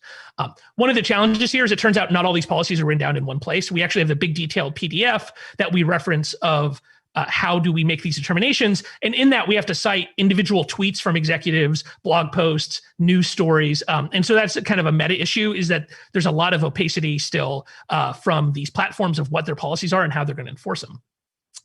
We started our operations in September. By the time of the election, right before the election, it was pretty clear the kind of narratives that were going to be pushed. And so we were able to publish this grid of what we expected on election day and in the post-election period. I think it actually turned out pretty darn well. Our predictions were really good here. The team that did this did a really good job of trying to figure out what that was. It was clear that the blue shift, that the vote by mail, and the fact that counting was quite likely to take a while, was going to open a door for a number of false narratives that might be based upon one specific factual incident or based upon a completely invented incident. There was some foreign interference here. So, there's a couple of narratives during the conversation that we can trace back to foreign sources, but they're kind of the exception that proves a rule. One of those exceptions of something that came from a foreign source is this idea of a color revolution. So it turns out the idea that the United States is going to have a color revolution is something that was first injected into the information environment by Russian state media, by specifically RT, which ran stories over and over again, starting in late 2019, about the idea that the deep state was going to conspire against Donald Trump, and that a color revolution was going to happen. Now, to those of us in the US, the term color revolution is often seen in a positive narrative, right? That a color revolution is a revolution against a dictator in a post-Soviet state. But for Russia today, part of the goal here was to try to brand color revolutions as the actions of specifically the CIA and other kinds of deep state conspirators. And so this was injected and pushed by RT starting in 2019. And then picked up in 2020 by what you might call kind of conservative influencers, and then went mainstream when one of those influencers showed up on Tucker Carlson. As we normally see in these cases, if something makes it to Fox News primetime, then it goes massively wide. And after this Russian idea made it onto Fox News, it went pretty big, eventually ending up actually in a Q drop, which is where a lot of these conspiracy theories eventually end up. But again, most of these narratives did not come this way. We just kind of documented this because it was an interesting way and one of the few actual successes, it seems, of Russian overt media to inject their narratives into the US discussion. Most of the vast majority of disinformation we saw, though, came from verified domestic influencers. There's a number of different claims about the election that people would use terms like it's going viral, but they're not truly viral, right? Actually, these are things that are being pushed by people with very large amounts of followers. And if you look at the engagement stats, it turns out that those folks are the biggest issue and that there's no punishment for them. When you look at our cases, what we find is that the same accounts over and over and over again are pressing disinformation. And while they might get one tweet or post or video labeled, they're never punished for the fact that they're always completely wrong. And this is a significant policy issue for the companies and perhaps even for the incoming administration. Okay, so what are some of these challenges that came out of this we have to address? So the first question is, while there was unprecedented coordination here, there's still kind of a question of, when you come from private industry, of who in the government is your partner on any given part of the security lifecycle. The NCKIC was one of the was the fusion center that was stood up to perhaps handle some of these issues. But the truth is that the vast majority of responsive work is still done by the FBI, partially because the FBI is a franchise. They are in every city. And if you give them a call because you have a security issue, they will be in your office in 10 minutes, or I'm sorry, a couple hours. And that is something that as a CISO, you really appreciate. But we still don't have that kind of on-the-spot, in-person support for critical companies coming from the rest of the government. And I think this is one of the things that now, under the new administration, hopefully with a functional interagency process and the like, that needs to be thought about is who owns different parts of this pipeline. It was great to see that everybody worked together on election security, but obviously there's a lot more than elections that we have to be worrying about. Another interesting question this raises is who is responsible for ongoing disinformation response in the US government. In the election context, CISA had a clear responsibility for coordinating around election security because election systems are critical infrastructure. And even if there were some limits on their ability to handle disinformation, they still had kind of the big picture that they were responsible for. The number one topic for both foreign and domestic disinformation in 2021 is probably going to be the vaccines, the COVID vaccines that will be coming out. There's already a massive culture of people who are questioning a vaccine safety that is domestic and comes from a variety of different sources. That those are groups that cut across normal political and demographic lines. So it's a very kind of complicated information space. But we also, the COVID vaccines are a point of national pride for countries who are teaming up with their own pharmaceutical companies to support this, and a point of national security. And who is responsible for vaccine disinformation in the US government right now is a really interesting question. And I don't think there's a good answer for it. And this is the kind of thing for which we're going to want to have an answer, that whenever you have an event of national importance outside of an election for which disinformation activity is going to be incredibly aggressive and could actually affect the lives of real citizens, we're going to need somebody in charge.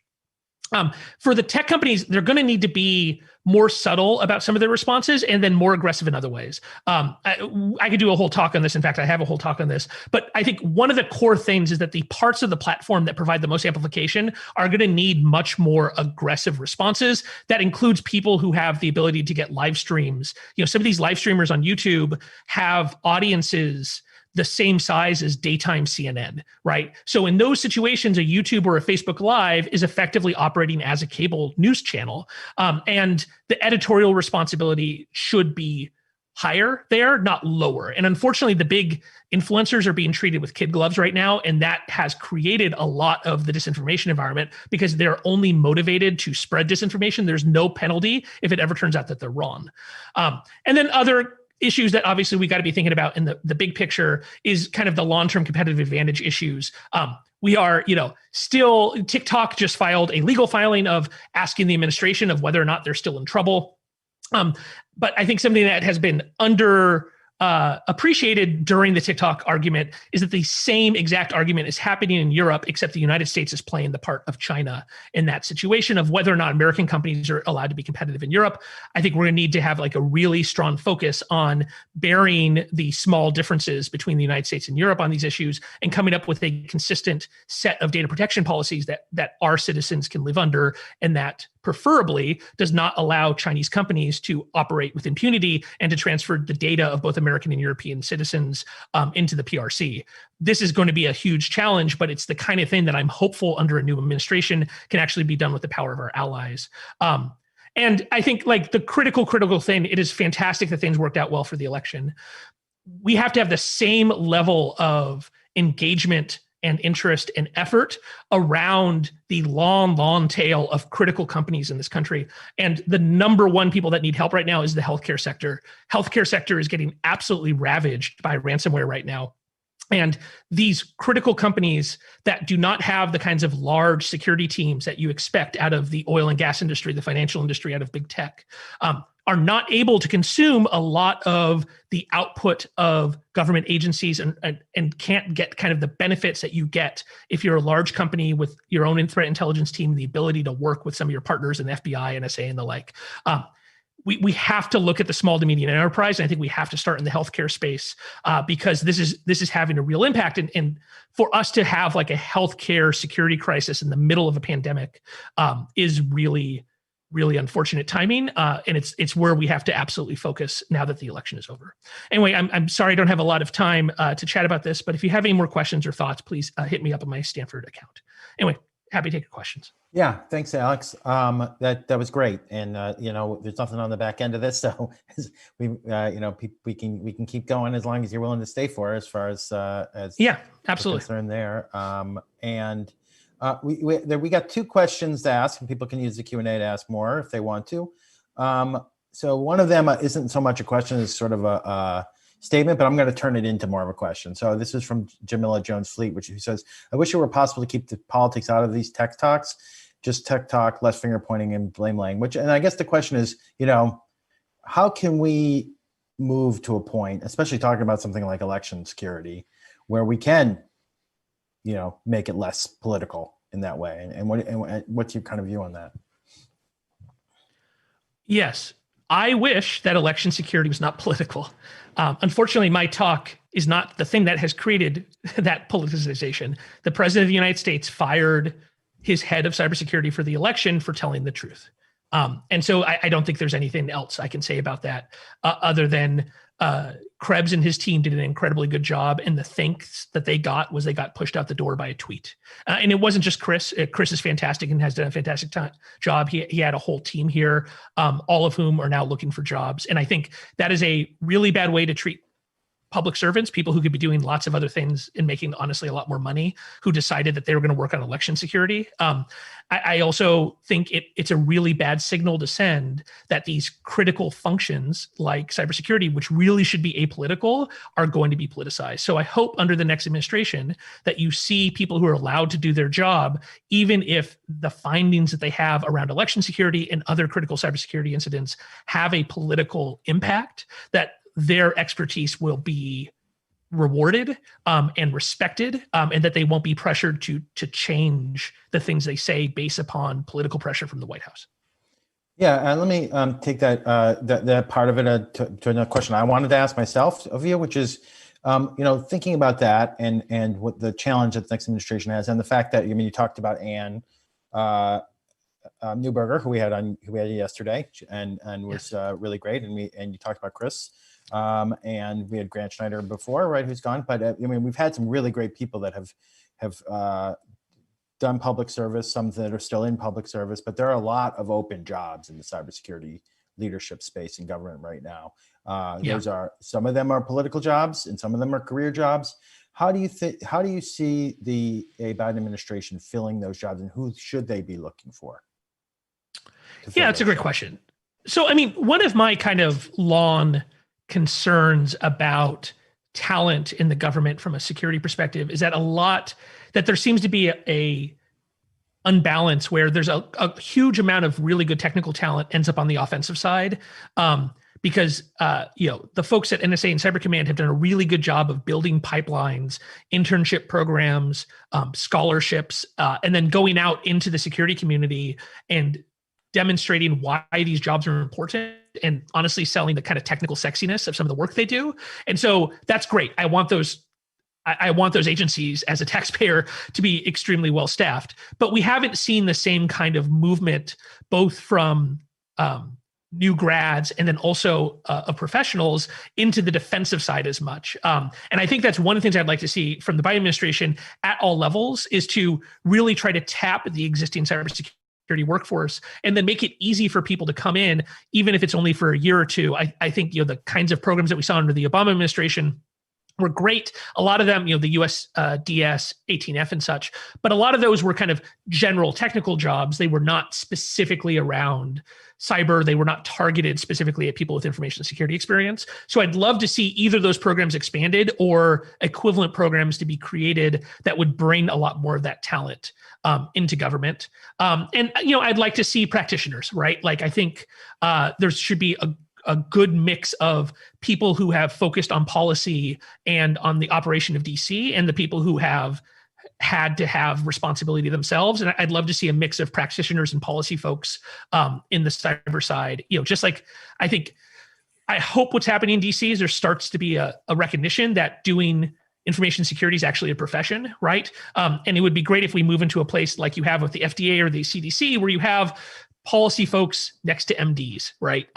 It would be nice to see more of a balance like that. Yeah. Here's a question from David Hoffman. How do we know that covert foreign operations were not successful in 2020? And how do we know that algorithms are not being manipulated to inflame the count the vote and stop the steal polarizations on both sides?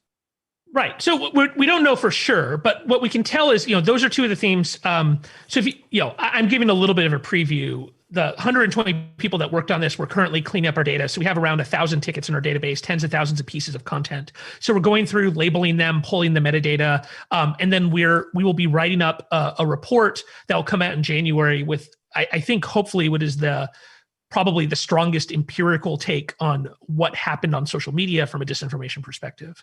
But right now, those are two of the themes we're looking at. And you saw that graph I had with the curve in each of those boxes. I didn't really have time to dive into it.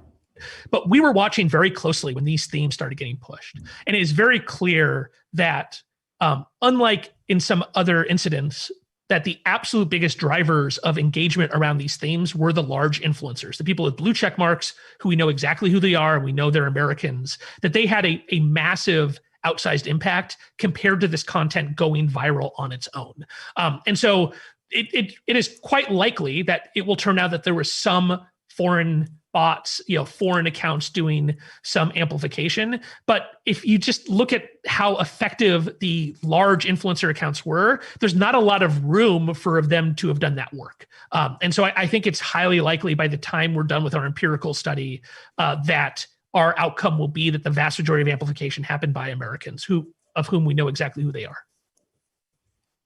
Okay, that's interesting. So I guess the question is, you talked a little bit about next steps, but where do you see the work going, into the next election, into 2022, and how are you guys going to keep what you have going and keep that influence? Well, so I think on the disinformation side, what I'd like to see is some of the lessons learned around the election to be turned into a broader capability that can work on multiple problems at once, right? Like elections are important, clearly, but they're not the only thing that's important. And like I said, I think the other thing I would focus on would be the COVID vaccine, that we need to be looking specifically, before we were doing election work this year, we were really focused on foreign influence operations around COVID. And the combination of the protests in Hong Kong and COVID have kind of gone the People's Republic off of the bench when it comes to disinformation. So we've seen kind of a huge growth in English language disinformation capabilities from the Chinese, driven from those two topics. And there's no good evidence the Chinese were at all involved in the US election, but it is highly likely they will get involved again on COVID and vaccine security. And so I think it would be great to build some kind of capability in the government that can handle these things, no matter what the underlying issue is. Because I don't think, again, we had CISA having responsibility around the election here, but I don't think it's realistic for us to have the CDC to have a counter disinformation team, the FDA to have a counter disinformation team, right? Like we're not going to be able to build a model where every single agency, if they are handling an issue of national import for which there's foreign influence, that they're able to handle it themselves. And so that's what I'd like to see is the creation of a function that will be active during 2022 and 2024, but is not only around election security. Let me go try to pull that into this one last question we received. This is from Timble, and it says that basically, I guess the question is sort of tied into those things about how do we go about protecting, he says, election staff on their personal accounts, but I guess that goes further to your point about COVID too. You know, now that we have so many more people working from home, you're talking about disaggregating the campaigns, everything's already disaggregated. And in a lot of the work that you're talking about in medical world, it's going to be disaggregated. How do you go about protecting the people that we need to protect on their personal accounts, the election staff and leaders in other ways? I mean, that's a great question. And there's a real issue here, which is the personal is political now, right? That for a large band of people, the personal Gmail accounts, Facebook accounts, Instagram accounts, TikTok accounts of these people are effectively, to a certain extent, national security assets, right? And that's kind of a problem we've never really dealt with before. That, you know, attacking the home network of Dr. Fauci is the kind of thing that you would possibly see a memo about, you know, in the general staff of a peer military. I